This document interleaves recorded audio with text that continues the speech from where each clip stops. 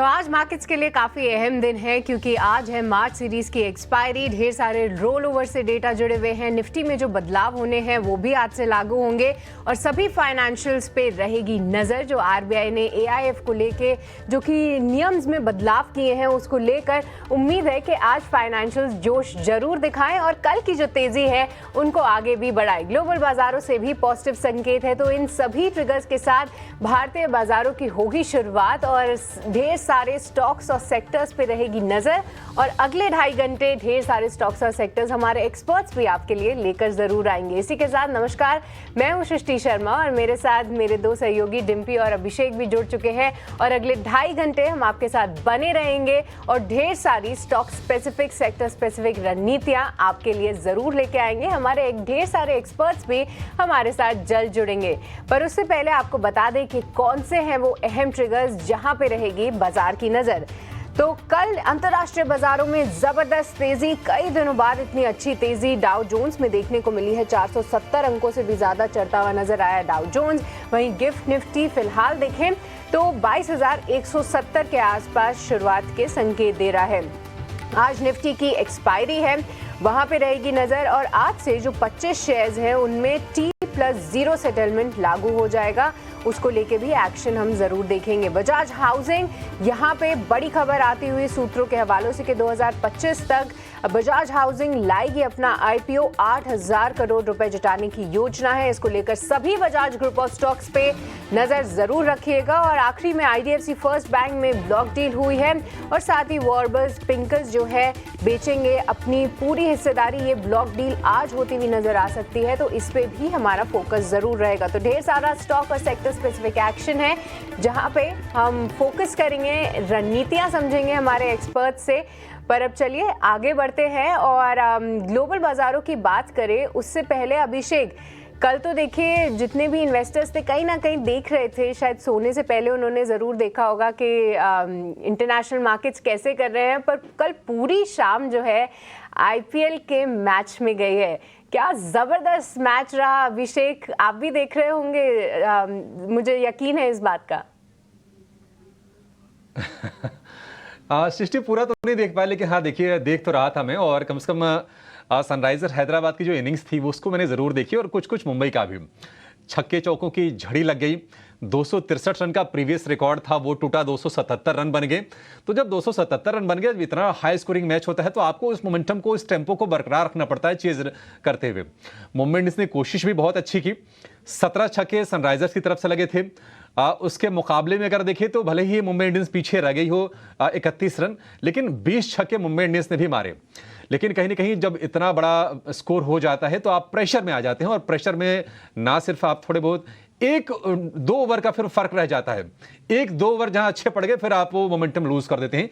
लेकिन निश्चित तौर पर अभिषेक शर्मा ने जिस तरह से बैटिंग की, ट्रेविस हेड ने जिस तरह से बैटिंग की, और उसके बाद क्लासन ने एक क्लास इनिंग खेली। 80 रनों की पारी, जबरदस्त कमाल की हम कहेंगे।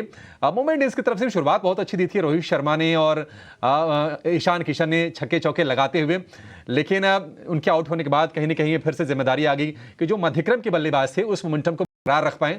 तिलक वर्मा ने कोशिश भी की, लेकिन वो कहते हैं ना कि अब इतना बड़ा स्कोर हो तो अब फिनिश करना बड़ा मुश्किल हो जाता है। लेकिन निश्चित तौर पर एक कमाल का गेम, कमाल की पिच पर, और ये मैच जिसने भी देखा होगा, जिनको बैटिंग पसंद है, चौके छक्के पसंद है, उनको तो बड़ा मजा आया होगा कल। काफ़ी इंटरेस्टिंग मैच था, मैं भी देख रही थी। और देखिए जिस तरीके के गोल सेट किए सनराइजर हैदराबाद ने, उसके बाद जब मुंबई इंडियंस की बैटिंग आई तो 10 ओवर तक लग रहा था कि कांटे की टक्कर है, हो सकता है कि एक शिफ्ट हो जाए, क्या एक और रिकॉर्ड हम आते हुए देखे। पर उसके बाद टारगेट काफ़ी लंबा था और फिर विकेट्स भी आते हुए दिखे। पर काफ़ी इंटरेस्टिंग मैच, अब आगे देखना होगा कि इस पूरी सीरीज़ में एक नया रिकॉर्ड आता है या नहीं। पर अभिषेक, रिकॉर्ड तेज़ी अंतर्राष्ट्रीय बाजारों में भी है, कल अच्छी तेज़ी देखने को मिली। क्या कुछ संकेत मिल रहे हैं फिलहाल, कमोडिटी मार्केट से जुड़े क्या कुछ एक्शन है? सृष्टि, अमेरिकी बाजारों की अगर बात कर लें तो डाउ में हमने लगातार 3 दिन की कमजोरी देखी थी, और 3 दिनों की जो पूरी की पूरी कमजोरी थी वो डाउ ने एक ही दिन में उसकी भरपाई कर ली है। 450 अंकों से ज्यादा की बढ़त हमने डाउ जोन्स में देखी है। तो हम कह सकते हैं कि बेहतरीन संकेत हमें विदेशी बाजारों से भी है। और अच्छे रिबाउंड हमें देखने को मिले हैं। क्रूड की बात करें तो क्रूड में चूंकि अमेरिका में भंडार बढ़ा है, स्टॉक पाइल बढ़ा है, इसके चलते हमने क्रूड में थोड़ी सी नरमी आते देखी है। हालांकि अगर आप पूरे साल में देखेंगे तो तकरीबन 12% के आसपास की तेजी ब्रेंट क्रूड में है, लेकिन वहां पर जो स्टॉक बढ़ा है करीब करीब 3.25 मिलियन बैरल पिछले हफ्ते, उसके चलते हमने क्रूड में थोड़ा सा दबाव देखा जरूर। और $86 के आसपास है, हमारे लिए अच्छी चीज है। 85-86 रहे, 80 से 85 के बीच में कोई दिक्कत की बात नहीं है, और वो ट्रेंड हम देख भी रहे हैं कच्चे तेल का। लेकिन 2019 के बाद S&P 500 के लिए सबसे बेहतर ये तिमाही साबित हो रही है, और S&P 500 इंडेक्स के सभी जो 11 सेक्टर हैं सारे के सारे हरे निशान में बंद हुए हैं।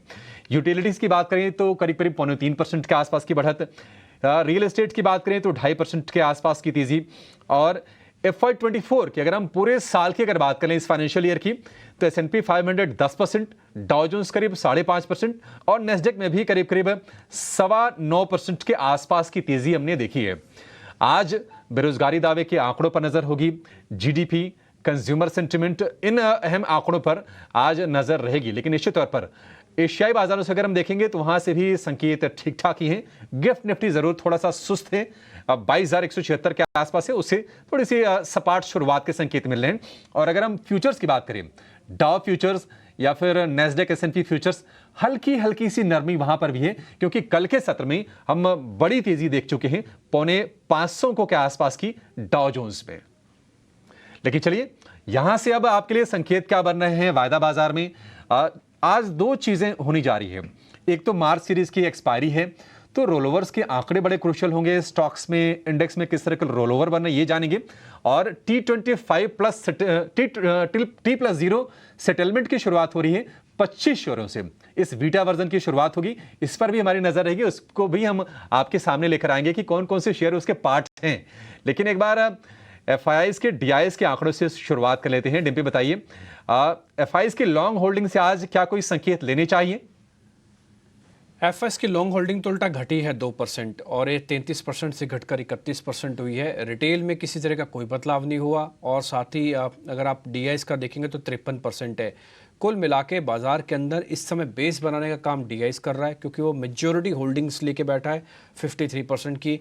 रिटेल बहुत समझदार है, वो सिर्फ चुप करके बैठा है कि दोनों बड़े जाइंट्स क्या करते हैं, रिटेल क्या करता, माफ़ कीजिए FIs क्या करता है और DIs क्या करते हैं, इसलिए वो चुप करके बैठे हैं। और आप अगर रिटेल की होल्डिंग चेक भी करना चाहें तो पिछले 15 दिन पहले और आज का भी चेक कर लो, सिर्फ आपको 55% ही मिलेगी लॉन्ग पोजीशंस उनकी। कहने के बात सिर्फ यही है कि बेस तो बना हुआ है, लेकिन आगे के फ्यूल के लिए, जिसको हम कहते हैं ना ड्राइविंग इंजन चाहिए, वो FIs होता है, वो थोड़ा सा भी सुस्त है।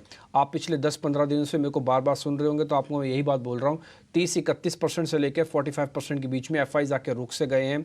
ये इलेक्शंस की डेट से पहले, इलेक्शंस की डेट के दौरान, और आज भी जब हम पूरी सीरीज़ को ख़त्म करने जा रहे हैं और अप्रैल जो कि इलेक्शंस का ही मंथ है, उसके अंदर हम एंटर करने जा रहे हैं, तो लेकिन अभी भी FIs की जो बेरुखी है वो जस की तस है।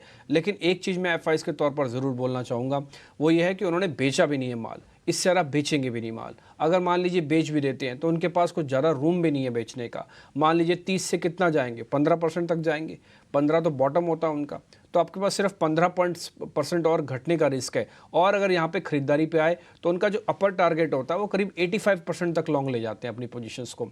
तो अभी आप 30 पे खड़े हो, तो यहाँ पे रिस्क रिवॉर्ड FIs के लिए भी बहुत अच्छा है।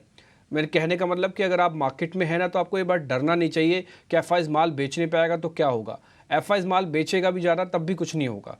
फिलहाल मार्केट अभी बेस बना चुका है अपना, उसमें DIs की रिटेल की होल्डिंग काम करेगी, तो इसलिए इन तीनों के आंकड़ों का मैंने मोटा मोटी आपको बता दिया। FIs टिपिकली 15 से 85 चलता है, तो आप 30 पे चल रहे, तो आप तो बॉटम के करीब ही हो ना, आपके पास तो रिस्क रिवॉर्ड ज़्यादा अच्छा है, तो आप होल्ड रखो मार्केट के अंदर। और मैं फिर से बोलूँगा 20% से ज़्यादा पोजीशन में रखो, जो ले रखा है उसको ट्रेल करो, बड़ा पैसा तभी बनेगा, नहीं तो नहीं बन पाएगा। ठीक है, FIs की होल्डिंग से ये संकेत। लेकिन अब निफ्टी की बात कर लेते हैं। मंगलवार की जो गिरावट थी, कल निफ्टी ने पूरी की पूरी भरपाई कर ली।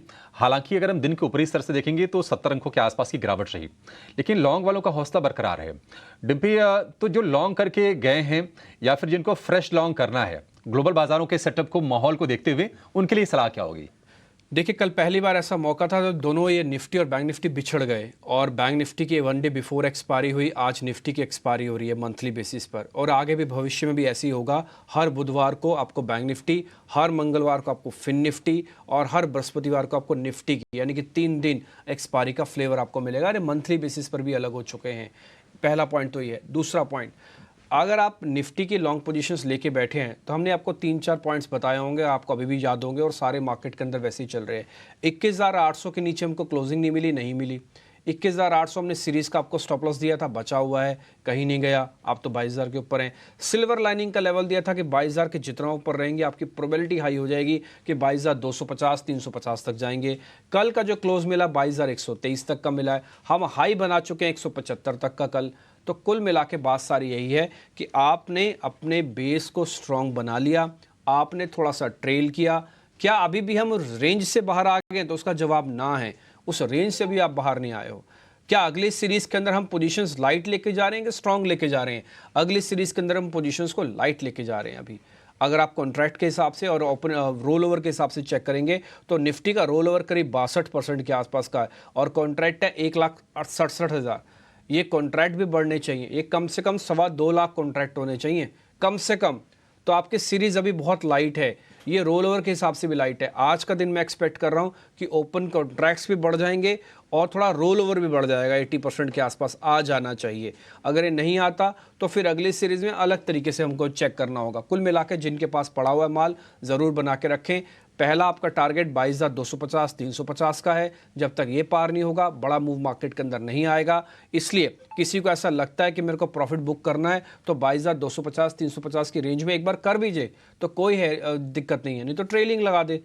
पोजीशंस को एवरेज ना करें, ज़्यादा पोजीशंस नहीं लें। 20% ज़्यादा इंडेक्स के अंदर पोजीशंस नहीं होनी चाहिए। ठीक है, 20% से ज़्यादा की पोजीशन नहीं होनी चाहिए। शॉर्ट के लिए कोई मौके बन रहे हैं मुश्किल से ही डिम्पी, या फिर अवॉइड करते हैं वो बेहतर होगा? देखिए हमने तो हमेशा अवॉइड की बात ही रखी है और हमने जब से 21,800 22,000 के लेवल को पार हुआ तब से हमने क्रिटिकली मना कर दिया कि आप मेरे से पूछो कि मैं तो शॉर्ट नहीं करूंगा। लेकिन फिर भी मैं आपको लेवल ज़रूर बता देता हूं क्योंकि हर किसी का अपना अपना कैलकुलेशंस है, हर किसी के अपने अपने पॉइंट्स है, हर किसी का अपना काम करने का तरीका अलग अलग है। तो इसलिए जिनके पास शॉर्ट हैं, जिन्होंने ठान रखा है हमको शॉर्ट से बनाना है, हैज कर रखा है, या उनका लकी है शॉर्ट करना, या उनके लिए कुछ और रीजनिंग है उनके शॉर्ट करने की, तो आप बात का ध्यान रखिएगा 22,250 से आपका खतरा शुरू हो जाएगा। तो 22,250 350 की जो रेंज है, जब तक ये पार नहीं होती तब तक तो आप सेफ हो, लेकिन ये जिस दिन पार होगी फिर आप सेफ नहीं हो बहुत शॉर्ट वाले। तो इसलिए 22,250 300 पे आप सोचना शुरू कर देना कि मेरे को इससे निकलना है। चाहो तो यहीं का एक स्टॉप लॉस भी डाल दो आप। ठीक, एक पॉइंट तो ये। दूसरा, शॉर्ट करने की हमारी तरफ से मनाही है। हमने आपको कल भी मना किया था, उससे पहले भी मना किया था। अगर आपने शॉर्ट किया तो अभी आप लॉस में चल रहे होंगे। हमारी तरफ से शॉर्ट की आज भी मनाही है। लेकिन एक और चीज़ बोलूँगा, मान लो इस चीज़ का शॉर्ट्स भी है तो गलती से भी एवरेज ना करें। मान लो किसी ने सोच रखा है मैंने तो 22,000 पे शॉर्ट किया हुआ है, 22,200 पे और शॉर्ट कर देता हूँ, ना करे एवरेज। जो है सिर्फ उसी को संभालो। मैं फिर से बोल देता हूँ, रिपीट कर देता हूँ, बाजार ना खरीदने के लिए ना बेचने के लिए, जो है उसको सिर्फ बनाए रखने के लिए है, टिकाए रखने के लिए। मार्केट सिर्फ जॉल्ट कर रहा है, हिला रहा है आपको। हिलोगे तो आप कमज़ोर खिलाड़ी बन के बाहर हो जाओगे। स्ट्रॉन्ग खिलाड़ी हो तो बने रहना मार्केट के अंदर। ठीक है, तो निफ्टी को लेकर ये व्यू हो गया आपके लिए कंप्लीट, शॉर्ट के लिए या फिर लॉन्ग के लिए। अब निफ्टी बैंक पर आते हैं। हालांकि आखिरी के मिनटों में हमने तेजी बढ़ते हुए देखी निफ्टी बैंक में, एक स्पाइक आया था। हालांकि दिन के ऊपरी स्तरों से देखेंगे तो थोड़ा थोड़ा कमजोर रहा और निफ्टी के मुकाबले मोमेंटम उतना मजबूत नहीं रहा निफ्टी बैंक में। तो निफ्टी बैंक में डिम्पी लॉन्ग वाले जो हैं उनको क्या करना है, और क्या फ्रेश लॉन्ग के लिए ये लेवल्स ठीक हैं अभी? देखिए हमने आपको कल 2 लेवल्स दिए थे। एक तो दिया था 47,800 का और दूसरा दिया था 47,000 का। एक अच्छी चीज़ हुई है कल एक्सपायरी के अंदर और एक बुरी चीज़ भी हुई है। मैं दोनों आपके सामने रख देता हूँ। अच्छी चीज़ क्या हुई है? अच्छी चीज़ ये हुई कि 46,500 को हमने बचाए रखा और 46,800 को हमने टेस्ट किया। ना केवल टेस्ट किया बल्कि दिन में 2 अलग अलग मुकाम पर टेस्ट किया। पहला मुकाम तब था जब 12 बजे से पहले थे और फिर 12 बजे के बाद यानी कि क्लोजिंग के समय अपने टेस्ट किया। तो दोनों समय टेस्टिंग का मतलब ये होता है कि आप कभी भी बाजार को ऊपर धकेलने की बहुत अच्छी कैपेसिटी रखते हो। आपको सिर्फ एक मौका नहीं चाहिए, आप दिन में कभी भी बाजार को ऊपर धकेल सकते हो। ये पहला अच्छा पॉइंट था। दूसरा अच्छा पॉइंट ये था कि कल बैंक निफ्टी पहली बार निफ्टी से अलग होकर एक्सपायर हो रहा था, तो हमें डर था कि कहीं ये कोलैप्स ना हो जाए। कोलैप्स इन द सेंस मतलब ये नर्वस ना हो जाए, लेकिन नर्वसनेस कल बैंक निफ्टी के अंदर नहीं दिखी लेवल्स के अंदर। आप बोलेंगे आप कैसे पहचान लेते हो नर्वसनेस? सर मैं बैंक निफ्टी को एक आदमी की तरह फील करता हूँ, एक मनुष्य की तरह फील करता हूँ, इसलिए उसकी नर्वसनेस हमको डाटा के अंदर दिख जाती है। तो वो ऐसी नर्वसनेस नहीं थी। जो एक मिस हुआ है, कल आपके पास बहुत बढ़िया मूवमेंट था, आप ऑलरेडी अच्छा रोल ओवर करके आए हुए थे, आपके पास स्ट्रांग फुटिंग थी, आपका HDFC चल रहा था आपका बैंक, तो फिर आपने 47,000 क्यों नहीं कल पार किया? क्यों 47,000 के ऊपर आपने क्लोज नहीं किया? और क्यों आपने एक बार हाई बनाने के बाद 150 पॉइंट आपने 2 मिनट के अंदर छोड़ दिए ऊपर से? तो ये एक मिस भी था मार्केट का। इसलिए जब तक बैंक निफ्टी 47,000 को पार नहीं करेगा, मैंने कई बार आपको बोला है, मेरा कॉन्फिडेंस हाई नहीं होगा। अभी मैं मीडियम कॉन्फिडेंस के साथ ही चल रहा हूं, क्योंकि मेरे को पता है कभी भी झटका वापस नीचे की तरफ धकेल देगा। तो 47,000 47,200 जब तक पार नहीं होगा, तब तक आप इसके अंदर बड़ी पोजीशन ना बनाएं। जिन्होंने ले रखा है उनका पहला टारगेट 47,000, दूसरा टारगेट 47,200, स्टॉप लॉस 46,500, 46,300। एवरेज नहीं करें, ज़्यादा पोजीशन नहीं बनाएं, शांति से बैठ जाएं। ठीक है, एवरेज नहीं करना है, ज़्यादा पोजीशन नहीं बनाना है, तो छोटे ही ट्रेड करने हैं, बहुत ज़्यादा आपको हेवी उससे कन्विक्शन से नहीं जाना है। शॉर्ट वाले क्या करें डिम्पी? क्या यहाँ पर भी बिल्कुल निफ्टी की तरह दूर ही रहे? उनके लिए मौके नहीं है अभी? बिल्कुल दूर रहना चाहिए, मौके तो है ही नहीं। और अगर आपने मौके का इस्तेमाल भी किया तो आपको मौका कहाँ मिला? आप अच्छा एक और चीज़, कल आप एब्सेंट तो हमने एक और चीज़ भी दिखाई थी। एक बार आप मंथली चार्ट दिखा सकते हो निफ्टी बैंक का और निफ्टी का, 1 मिनट के लिए दिखाइए। मैं सिर्फ 1 मिनट आज थोड़ा ज़्यादा ले रहा हूँ क्योंकि एक्सपायरी का सेशन है, नहीं तो मैं अमूमन इतना समय लूँगा नहीं कभी भी। आप सिर्फ मंथली दिखाइए मेरे को निफ्टी का, ये हटाइए 1 मिनट के लिए ग्राफिक्स सारे। फिर उसके बाद मैं आपको ये वो चीज़ बताता हूँ, मैं क्यों ये बार बार बात बोलता हूँ कि आपको एवरेज नहीं करना, आपको बड़ी पोजीशंस नहीं बनानी है, कुछ खास काम नहीं करना है, आपको संभल कर ट्रेड करना है। मंथली, 1 मंथ, ये 46,000 का इंडेक्स है। टोटल गेन 1 महीने का कितना आप अपनी स्क्रीन पर देख लीजिए, 190 पॉइंट्स का।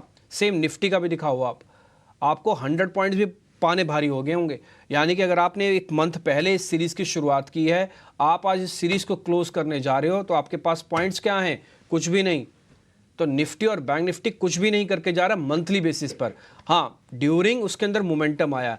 ये मोमेंटम वही लोग वही झेल पाए जिनके पास पोजीशन लाइट थी। ये मोमेंटम वो लोग नहीं झेल पाएंगे जिनके पास पोजीशंस हैवी थी, क्योंकि टॉप भी बनाया और बॉटम भी बनाया इस सीरीज़ का। और 500 पॉइंट का बड़े मूव के साथ था। निफ्टी बैंक में तो 1000 पॉइंट का बड़ा मूव आया था। तो इसलिए पोजीशंस को थोड़ा लाइट रखो। अब मैं आता हूँ आपके सवाल पे कि शॉर्ट करना चाहिए, बिल्कुल शॉर्ट नहीं करना चाहिए। 47,200 पे उल्टा जिनके शॉर्ट्स हैं उनको काट लेना चाहिए। मैं एक चीज़ आपको बता देता हूँ, बैंक निफ्टी का अभी भी पुट कॉल रेशो 1 नहीं आया है। कल बढ़ने के बाद भी पुट कॉल रेशो 0.95% था। इसलिए शॉर्ट करना भी ना करें, बाइंग ऑन डिप करें। मैं कई बार आपको बोल चुका हूँ, बाइंग ऑन डिप करना ज़्यादा सही है बजाय शॉर्ट करना ऊपर से। ठीक है, तो ये थे कुछ अहम लेवल्स जो कि आपको ध्यान में ज़रूर रखने हैं। निफ्टी बैंक निफ्टी पे कौन से लेवल सामने निकल कर आ रहे हैं और आज के लिए क्या होनी चाहिए आपकी रणनीति, डेटा के दम पे ये सभी कुछ आपके सामने रखा डिम्पी जी ने। पर आपको ये भी बता दें कि आज बैन में कौन से शेयर्स हैं। तो कल हमने देखा था कि केवल एक स्टॉक था जो कि था सेल, जो कि बैन में था, पर आज सेल बाहर निकलता हुआ नजर आया है। और उसके अलावा 2 काउंटर्स हैं जो कि बैन में आए हैं। जी एंटरटेनमेंट, जहाँ पे कल काफ़ी सारी ब्लॉक डील्स होती हुई देखी हमने, और साथ ही यहाँ पे ये काउंटर अब बैन में जा चुका है। और हिंदुस्तान कॉपर कई दिनों से एक अच्छे मोमेंटम में है पूरी मेटल की रैली में। अगर आप इसका चार्ट देखेंगे तो एक तरफा इसमें एक जोश देखने को मिला है। मिड मार्च से लेकर अभी तक भी इसने अच्छी रिकवरी दिखाई है, पर आज ये बैन में जाता हुआ दिखा है। तो इसको लेकर आप नज़र ज़रूर रखिए। हो सकता है कि बहुत ज़्यादा मोमेंटम ना दिखाएं क्योंकि ये दोनों काउंटर्स बैन में हैं। पर इसके अलावा आज से T+0 सेटलमेंट भी जो है उसकी शुरुआत हो जाएगी। क्या है ये डिटेल्स अभिषेक, किन शेयरों पर एक्शन संभव है और इस T+0 सेटलमेंट के क्या कुछ है मायने? सृष्टि, एक साल के भीतर ही जब T+1 सेटलमेंट लागू हुआ था, 2023 में लागू हुआ पूरी तरह से, और उसके बाद 1 साल के अंदर ही अभी ये बीटा वर्जन इसका शुरू होगा, यानी कि ट्रायल बेसिस पर है। 25 शेयरों को T+0 सेटलमेंट में शामिल किया गया है और इससे होगा ये कि लिक्विडिटी पर बहुत अच्छा इंपैक्ट आएगा। लिक्विडिटी को लेकर दिक्कत नहीं होगी और वो लिक्विडिटी बाजार में बढ़ेगी। और आज अगर आप शेयर बेचते हैं, मान लीजिए आज गुरुवार से शुरुआत इसकी हो रही है, आज अगर आप शेयर बेचते हैं तो आज ही आपके खाते में पैसे आ जाएंगे। सबसे बड़ी राहत वाली, सबसे बड़ी फायदे वाली चीज तो यही है। आपको पहले इंतजार करना पड़ता था, एक टाइम था कि T+3 था, फिर T+2 हुआ, T+1 हुआ, अब T+0, यानी कि आज अपने शेयर बेचे, खाते में पैसे आज ही सेटल, आज ही ट्रेड हो जाएंगे। 3 महीने के बाद और फिर 6 महीने के बाद सेबी इसका रिव्यू करेगा और उसके बाद इसको कंटिन्यू किया जाए या नहीं किया जाए इस पर फैसला लेगा। लेकिन ट्रांजैक्शन चार्ज हो, एसटीटी हो, ऐसे जितने भी चार्जेस होते हैं जो T+1 पर अप्लाई होते हैं वो सारे के सारे T+0 पर भी अप्लाई होंगे। आपको बता दें कि किन शेयरों में T+0 सेटलमेंट शुरू हुआ। 25 शेयरों की लिस्ट है। पीएसयूज की बात करें तो SBI, bank of Baroda, union bank, ONGC, BPCL, LIC housing, ये शेयर शामिल हैं T+0 सेटलमेंट के लिए। मेटल कंपनियों की बात करें तो उसमें जो भी दिग्गज कंपनियां हैं, Hindalco, JSW steel, Vedanta, NMDC, इनको शामिल किया गया है। और टाटा ग्रुप से Indian hotels, Tata communications, Trent, ये लिस्ट में शामिल हैं। 25 शेयरों की लिस्ट है। उसमें आपको Cipla, Ashok Leyland, Ambuja cement, Birla soft, Coforge, Divi's, LTI Mindtree, MRF, Nestle जैसे भी तमाम शेयर आपको दिखेंगे। टोटल 25 शेयरों की लिस्ट है, आपकी वो स्क्रीन पर आ जाएंगे। तो आज इन शेयरों को भी बड़ा क्लोजली हमें देखना पड़ेगा कि इन पर असर किस तरह से आ रहा है। आप मार्केट के मेहमानों को अपने साथ जोड़ लेते हैं ताकि उनसे हम ट्रेड समझ पाएं। मोटा मोटी जितनी इंपॉर्टेंट खबरें थी हमने सब कुछ आपके सामने रख दिया। किरण जानी, अवनी भट्ट, आयुष मेहता, 3 मेहमान मेरे साथ जुड़ चुके हैं। अवनी, बहुत शुक्रिया, थैंक यू वेरी मच, आपने समय दिया। किरण जी, आपका भी बहुत शुक्रिया। Ayush, thank you very much, आपने आज टाइम निकाला हमारे लिए, फिर से बहुत बहुत शुक्रिया। अवनी, आपसे शुरू करें। आप जल्दी से मेरे को निफ्टी और बैंक निफ्टी का अपना स्टेटस बता दो, आपने क्या सोचा हुआ है, फिर हम स्टॉक्स पे आएंगे। जरा जल्दी से बता दीजिएगा। गुड मॉर्निंग डिम्पी जी, सारे पैनलिस्ट और सारे दर्शकों को वेरी गुड मॉर्निंग। तो निफ्टी और बैंक निफ्टी, जैसे आपने भी बताया कि ओवरऑल मंथली बेसिस पे कहीं नहीं जा रहा है, एक सीमित दायरे के अंदर ही ट्रेड कर रहा है। तो निफ्टी के लिए 22,200 का बहुत इंपॉर्टेंट लेवल है, क्रूशियल रेजिस्टेंस लेवल है। अगर 22,200 के ऊपर आज बंद दे पाता है तो मेरे हिसाब से फिर 22,500 तक का मूव हमें नजर आएगा।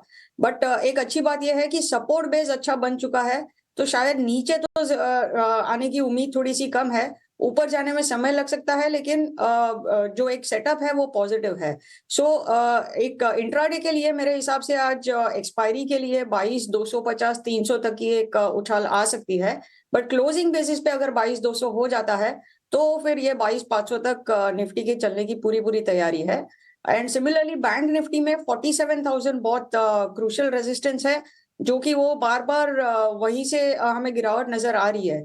सो 47,000 और 47,300 ये दो लेवल्स अगर पार हो जाते हैं तो फिर बैंक निफ्टी में भी ऊपर 48,000 की जगह बन जाती है, और ये जो मूव होगा वो काफी रफ्तार से होगा। तो 47,300 का एक लेवल ध्यान में रखिए। उसके ऊपर इंट्राडे में अगर चलता है तो 48,000 तक इंट्राडे मूव भी बहुत अच्छा दिख सकता है, और क्लोजिंग बेसिस पे 47,000 के ऊपर बंद देना जरूरी है।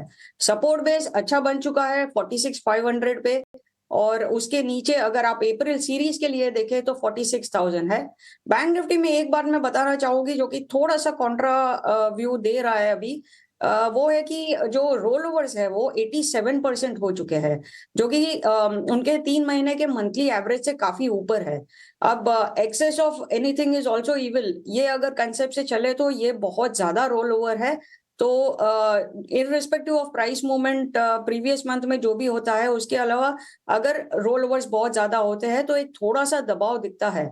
इसलिए हमें ये लेवल्स ध्यान में रखना बहुत जरूरी है कि ये लेवल्स निकलेंगे तो ही 48,000 तक चलेंगे, नहीं तो एक यहाँ से बिकवाली हो सकती है जो कि फिर से बैंक निफ्टी को नीचे 46 तक ले आ सकता है। ठीक है, डन। लेवल्स हमने आपके नोट कर लिए मैम, और ये रोल ओवर वाला पॉइंट आपने जो नोटिस करवाया ये भी हमने नोट कर लिया। किरण से शुरू करते हैं आज की ट्रेडिंग कॉल्स। किरण, आपकी आज की शेयर्स की ट्रेडिंग कॉल्स कौन सी हैं? Very good morning everyone. So overall हमें लग रहा है कि मिड कैप और स्मॉल कैप के अंदर तेजी कंटिन्यू रह सकती है। तो जेएसडब्ल्यू एनर्जी हम लास्ट वीक भी डिस्कस किया था, 540 के हमारे जो टारगेट थे उसको अचीव करके वापस अपने प्रीवियस जो ब्रेकआउट लेवल है उसके आसपास ट्रेड कर रहे हैं। असेंडिंग ट्रायंगल पैटर्न ब्रेकआउट है, 2 दिन पहले उसमें रीटेस्टिंग भी हो गया है। कल फॉलोअप बाइंग हमने देखी थी, तो चांसेस है कि जेएसडब्ल्यू एनर्जी में हम वापस से 540 तक के टारगेट देख सकते हैं। तो जेएसडब्ल्यू एनर्जी हमारा बाय कॉल रहेगा पहला, 500 रुपए के स्टॉप लॉस के साथ हम लॉन्ग करेंगे 540 का टारगेट। नेक्स्ट जो कॉल है वो रिको ऑटो। रिको ऑटो अगर आप देखोगे तो 2 दिन से एक फ्लैग पैटर्न ब्रेकआउट के आसपास ट्रेड कर रहा है। कल भी हमने एक फॉलोअप बाइंग देखा था विद वॉल्यूम, और कल के वॉल्यूम के साथ साथ उसकी डिलीवरी मार्किंग्स भी काफी अच्छे हुए हैं। सो इंट्राडे एज वेल एज 1-2 दिन के व्यू पॉइंट के हिसाब से रिको ऑटो हमें लॉन्ग करना चाहिए। 148 के आसपास की क्लोजिंग भी, 162 का हमारा टारगेट है, 140 एज अ स्टॉप लॉस हम मेंटेन करेंगे। तो JSW energy and Rico auto आज के लिए हमारे 2 पिक रहेंगे। JSW एनर्जी, रिकोटो दो आपके शेयर है। रिकोटो ध्यान होगा 3-4 दिन पहले हमने भी आपको नोटिस कराया था, इसमें एक खबर गरम वाला हमारा एक सेगमेंट होता है, उसमें हमने रिकोटो डलवाया था कि उसके अंदर खबर ये आ रही है कि मार्केट के कुछ बड़े पार्टिसिपेंट इसको बाय कर रहे हैं और एक्चुअली में ना सारे ऑटो एंसिलरीज के अंदर बाइंग हो रहा था। जमुना ऑटो आपको ध्यान होगा उस समय का एग्जाम्पल भी हमने कोट किया था। उस दिन के बाद से देखो रिकोटो बहुत बढ़िया चल रहा है। ये तो केवल आज का ही 6% है, कल का इनफैक्ट अगर आप 3-4 दिन पीछे भी हटाओगे ना तब भी आपको अच्छा मूव इसके अंदर दिखेगा, जबकि बाजार उतना नहीं चला जितना रिको के अंदर मोमेंटम आ रहा है। बढ़िया शेयर है ये। अवनी भट्ट, आपके ट्रेडिंग कॉल्स क्या हैं, शेयर्स कौन से हैं? जी मेरा पहला पिक रहेगा एनटीपीसी। अगर एनटीपीसी देखें तो पूरे जनवरी सीरीज में 310 से 315 के रेंज में काफी कंसोलिडेट करने के बाद फरवरी में हमें एक उछाल दिखा था और ये मिड मार्च में जो हमें गिरावट दिखी है उसमें ये पूरा जो रिट्रेसमेंट होना था वो हो चुका है। 310 का लो टेस्ट करके अब यहाँ से फिर से उछाल देने की तैयारी है। तो एनटीपीसी में बाय ट्रेड बनाएंगे 326 से 329 के लेवल के बीच में और 360 का इसका टारगेट रहेगा, 319 का इसमें स्टॉप लॉस लगा के रखे। दूसरा मेरा पिक रहेगा भारत इलेक्ट्रॉनिक्स बीईएल।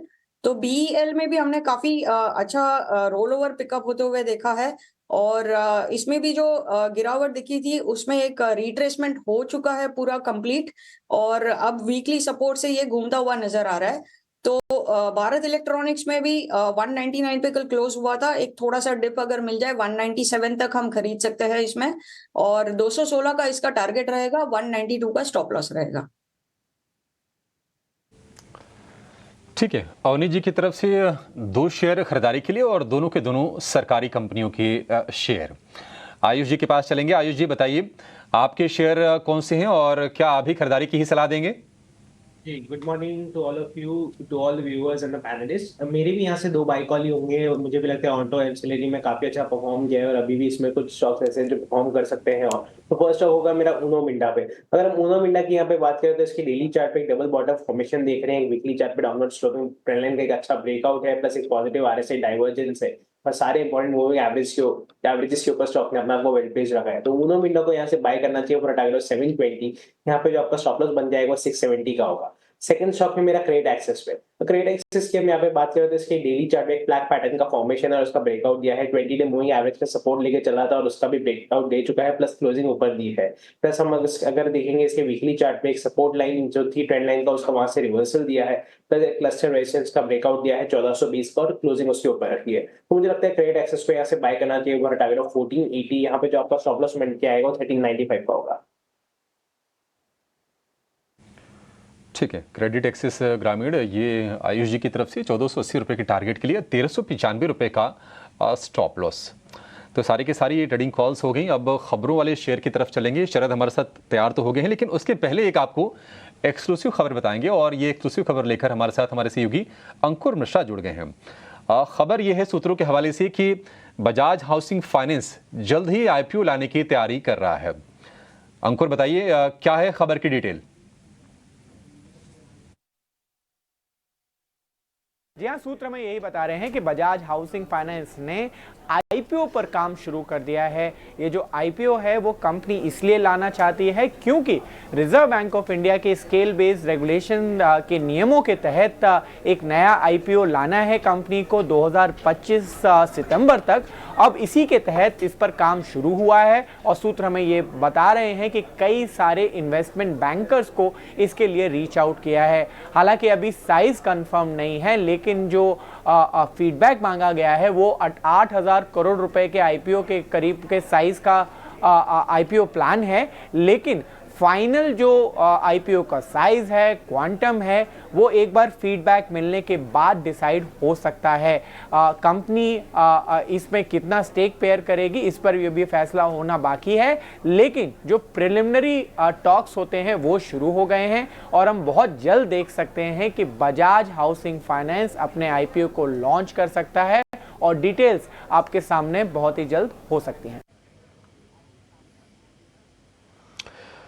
ठीक है अंकुर, बहुत शुक्रिया, थैंक यू वेरी मच ये खबर देने के लिए। शरद के पास चलते हैं, स्टॉक्स एंड न्यूज़ जानते हैं। शरद गुड मॉर्निंग, बताएं आज के स्टॉक्स एंड न्यूज़।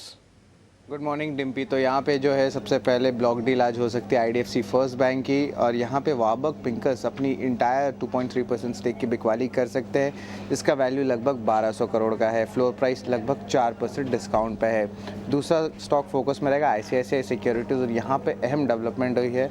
यहाँ पे ओवरऑल शेयर होल्डर्स ने अप्रूव कर दी है डी लिस्टिंग कंपनी की, और जो शेयर स्वैप रेशियो है उसका भी अप्रूवल आ गया। अगर आप 100 शेयर्स होल्ड करते हैं आईसीआईसीआई सिक्योरिटीज़ के, तो आपको आईसीआईसीआई बैंक के 67 शेयर्स मिलेंगे।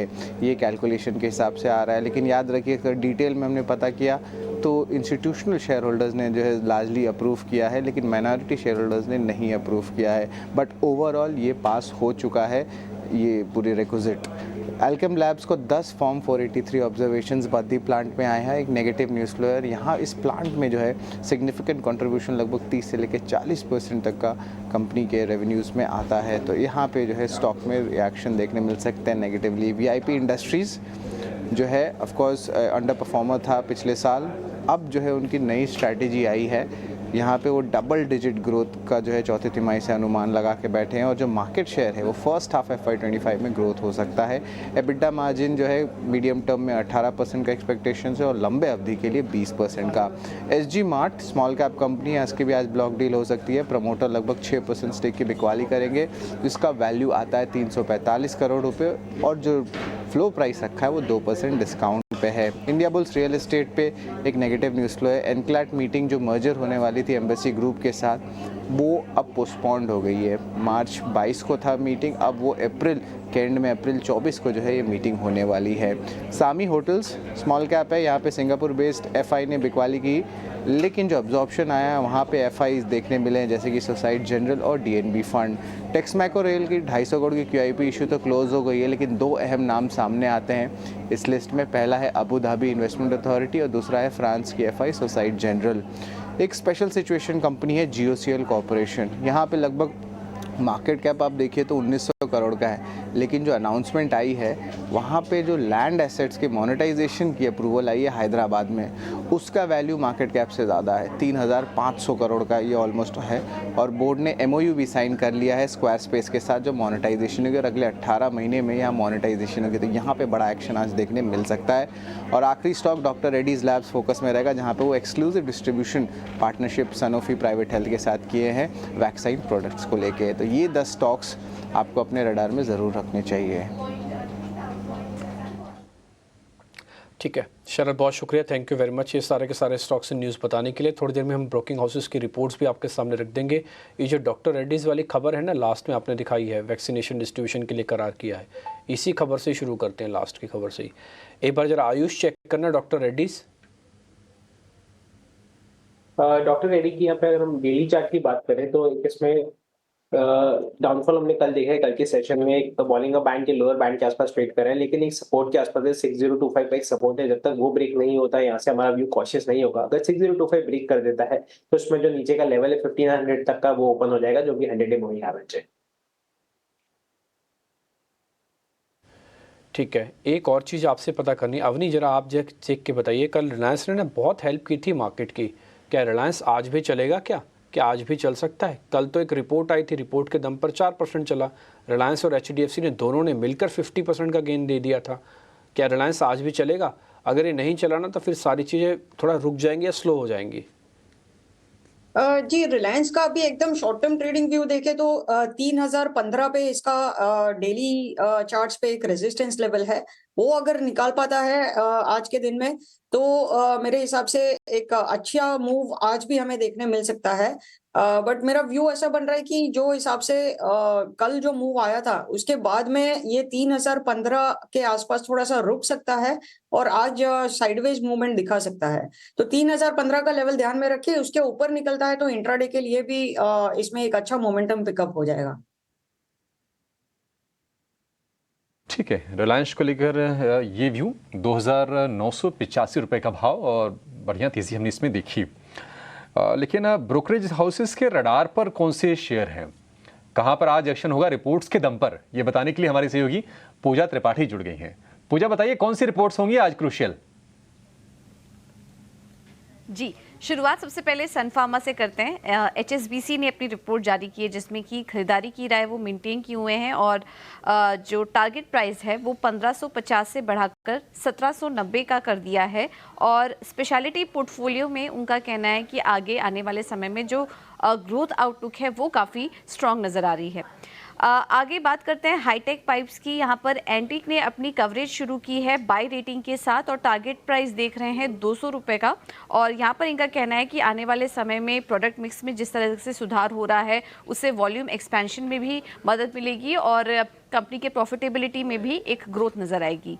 बर्नस्टाइन ने सोना BLW में अपनी रिपोर्ट जारी की है जिसमें कि आउट परफॉर्म की रेटिंग उन्होंने बरकरार रखी हुई है लेकिन जो लक्ष्य है वो 770 से बढ़ाकर 780 का कर दिया है और यहाँ पर भी जो कमेंट्री है काफ़ी पॉजिटिव है। उनका कहना है कि ऑटो सेक्टर में जो दिक्कतें चल रही हैं उससे कंपनी पर ज़्यादा कुछ असर नहीं पड़ेगा और ग्लोबल EV डिमांड में जो स्लो डाउन चल रहा है उससे भी कंपनी के नंबर्स पर ज़्यादा कुछ असर देखने की बात वो नहीं कर रहे हैं। तो सोना BLW पर भी नज़र रखिए।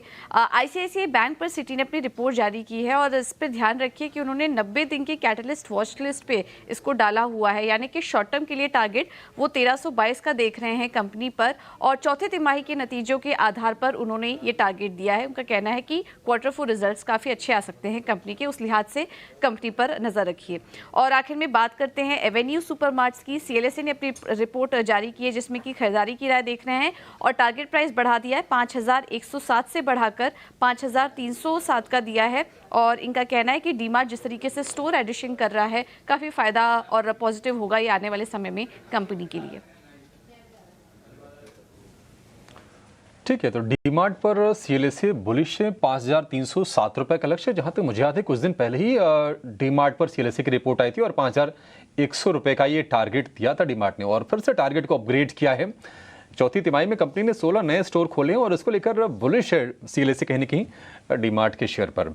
लेकिन डॉक्टर रेड्डीज की हमने बात की थी, सन फार्मा पर HSBC की रिपोर्ट है और HSBC ने जो टारगेट है 1550 से बढ़ाकर कर दिया है 1790 रुपए। अवनी जी, सन फार्मा चेक कीजिए, क्या फार्मा स्पेस में आपको सन फार्मा ठीक लग रहा है या फिर इसके मुकाबले कोई और फार्मा शेयर जहां पर स्ट्रक्चर बेहतर हो इससे? जी बिल्कुल, फार्मा में अगर कोई स्टॉक सिलेक्ट करना है तो सन फार्मा ही रहेगा। इसमें रोल ओवर्स भी काफी अच्छे पिकअप हो चुके हैं और ओवरऑल रोल ओवर के अलावा भी थोड़ा सा लॉन्ग एडिशन अप्रैल में दिख रहा है, तो फ्यूचर्स में काफी अच्छी पोजीशन बिल्डअप हो चुकी है। मेरे हिसाब से ये अब ये जो 1620 के करीबन एक थोड़ा सा जो अटक रहा है वहां पे, उसके लिए भी वॉल्यूम एक्टिविटी काफी अच्छी है, तो ये लेवल इजीली निकाल पाएगा अप्रैल सीरीज में। तो सन फार्मा में आप एक लॉन्ग पोजीशन बना के रखिएगा। अप्रैल सीरीज में काफी अच्छा चलना चाहिए। मेरे हिसाब से ये ऊपर की तरफ इसका टारगेट आ रहा है 1700 तक का और इसका जो सपोर्ट बेस है वो भी नीचे 1560 से 1580 के बीच में एक अच्छा सपोर्ट लेवल है।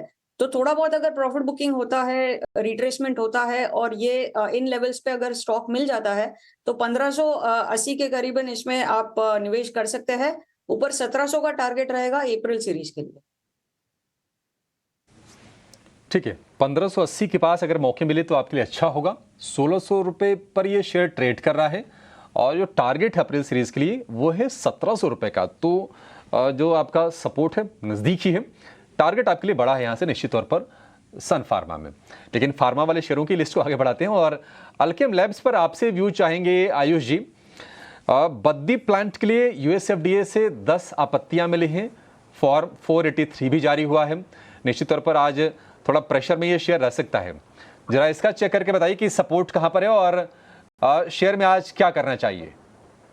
एल्टन की बात करें तो कल भी इसमें एक सेलिंग प्रेशर हमने ऊपर के लेवल से देखने मिला। ऊपर इसने अपने 50-20 डे मूविंग एवरेज का रेजिस्टेंस लिया और आज न्यूज के चलते मुझे लगता है इसमें और प्रेशर बनता हुआ दिख सकता है। 4900 का 100 डे मूविंग एवरेज का सपोर्ट है, वहां पे एक बार स्टॉक सपोर्ट ले सकता है। अगर 4900 के नीचे क्लोजिंग देता है तो नीचे में 4770 का एक इंपॉर्टेंट सपोर्ट जो है वहां वो वापस रिटेस्ट करेगा।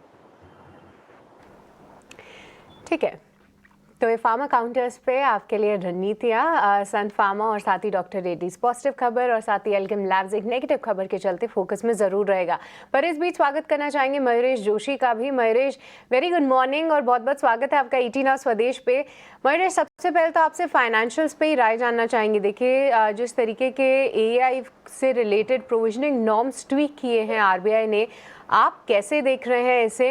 अब जो प्रोविजनिंग कम करती हुई नजर आएंगी कंपनीज, किस तरीके से इनकी लोन बुक को पुश मिल सकता है? कितनी पॉजिटिव रहेगी ये खबर और कोई स्पेसिफिक स्टॉक जो कि आप हाईलाइट करना चाहेंगे? मॉर्निंग सृष्टि। नहीं, सेंटिमेंटली पॉजिटिव है और दो चीजें होती हैं। एक, अगर आप ओवरऑल बुक देखें तो it is not anyway a very substantial component for most banks, और जितनी प्रोविजनिंग करनी लाजमी थी in lieu of the earlier circular, शायद वहीं पे थम जाए। तो कहीं ना कहीं आई थिंक जो एक एक्सपेक्टेशन हम बांध के रख रहे हैं कि क्या इससे बहुत ज्यादा डेंट होगा बैलेंस शीट पे, पहले भी ऐसे लग नहीं रहा था कि उससे बहुत ज्यादा होने वाला है। It was more in terms of the core banking operations, जहाँ पे स्ट्रीट थोड़ा वरिड था। डिपॉजिट की दरें बढ़ रही हैं, क्या वो डिपॉजिट अक्रीशन वही पेस में कर सकते हैं जितने एडवांसेस की एक ग्रोथ शायद एग्रेसिवली ये बैंक्स देख रही हैं, और इसलिए आई थिंक जो क्रेडिट डिपॉजिट रेशियोज थे ये कैसे मूव होते हैं ये देखना लाजमी होगा। But for the system as whole the asset quality pressures have clearly come of.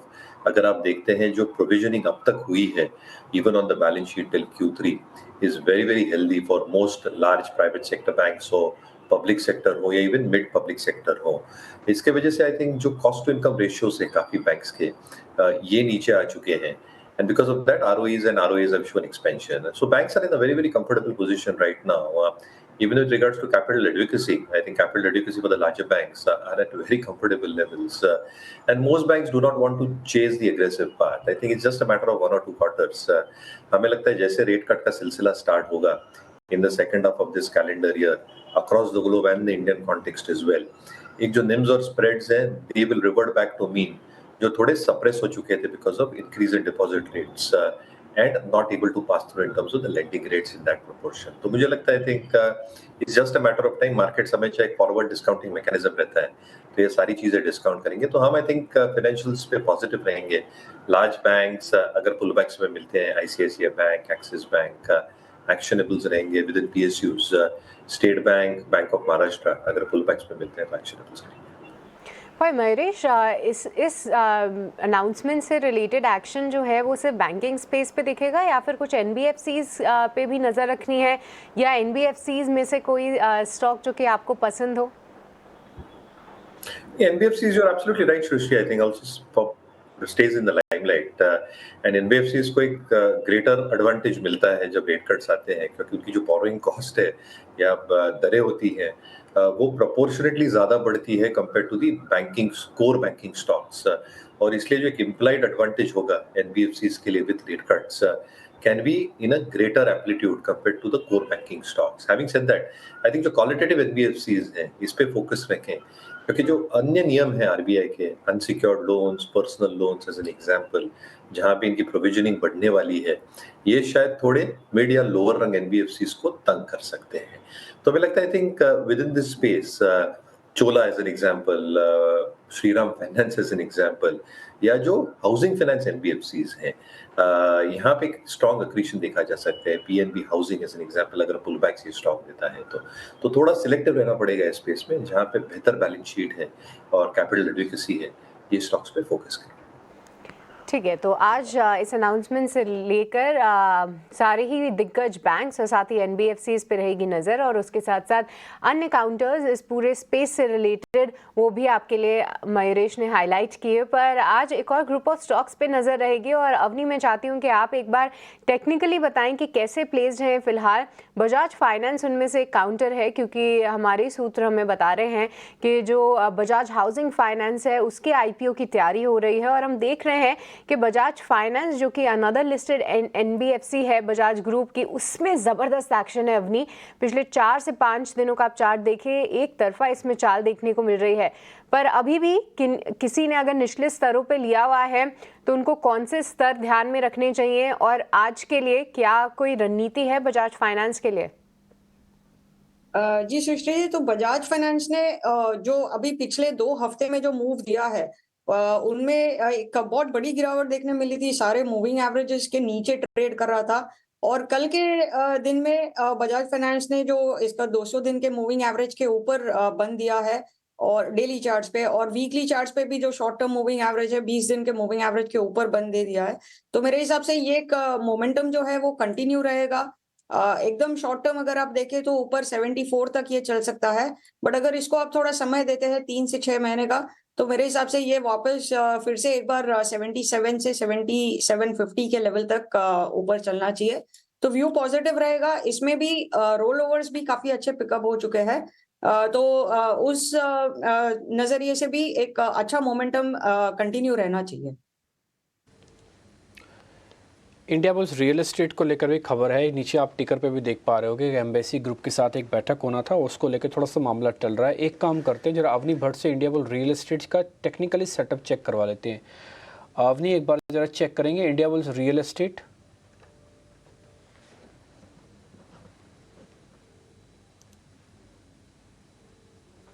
ये स्टॉक आईबी रियल एस्टेट अभी भी एक रेंज में फंसा हुआ है, और मेरे हिसाब से ये ऊपर जब तक 122 का लेवल नहीं निकाल पाता है, कोई मेजर मोमेंटम नजर नहीं आएगा।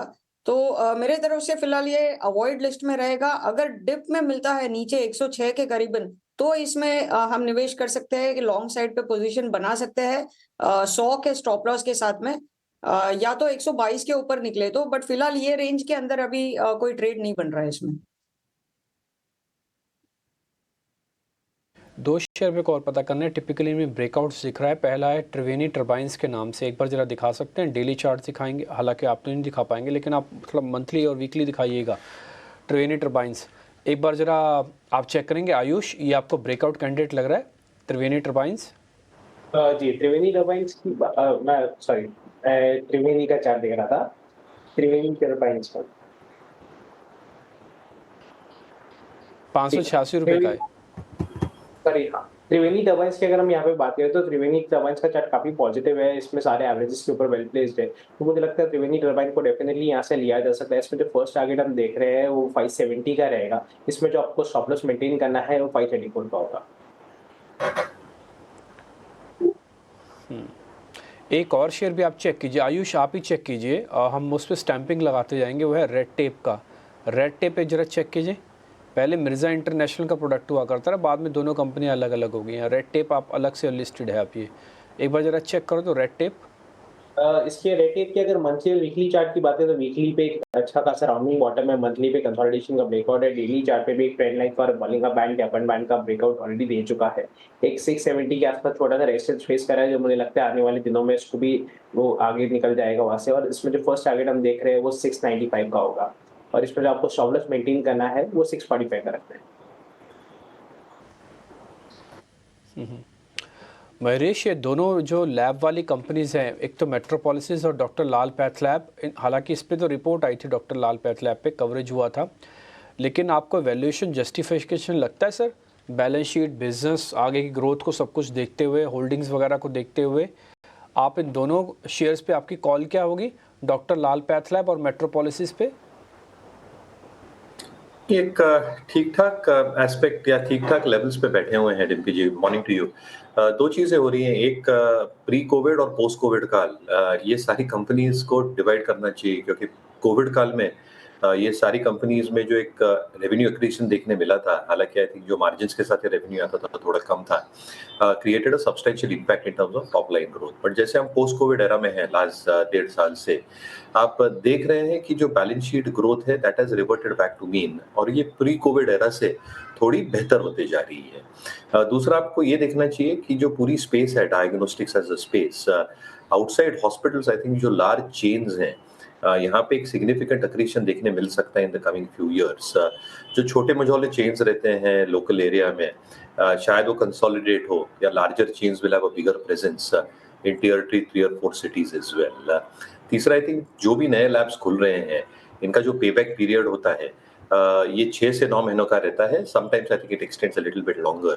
इसलिए जो कैपिटल एम्प्लॉयड रहती है नए सेंटर्स खोलने में, that clause back into numbers at the end of year और ईयर एंड अ हाफ। तो ये तीनों चीजों को मिला के मुझे लगता है आई थिंक जो एक नंबर्स की ग्रोथ है, जो स्पेशलाइज्ड टेस्ट करती हैं काफी कंपनीज इंक्लूडिंग मेट्रोपोलिस, जिसका एक लार्जर शेयर है in terms of speciality test, जिसके रेवेन्यू पर test is also larger and greater than most competitors.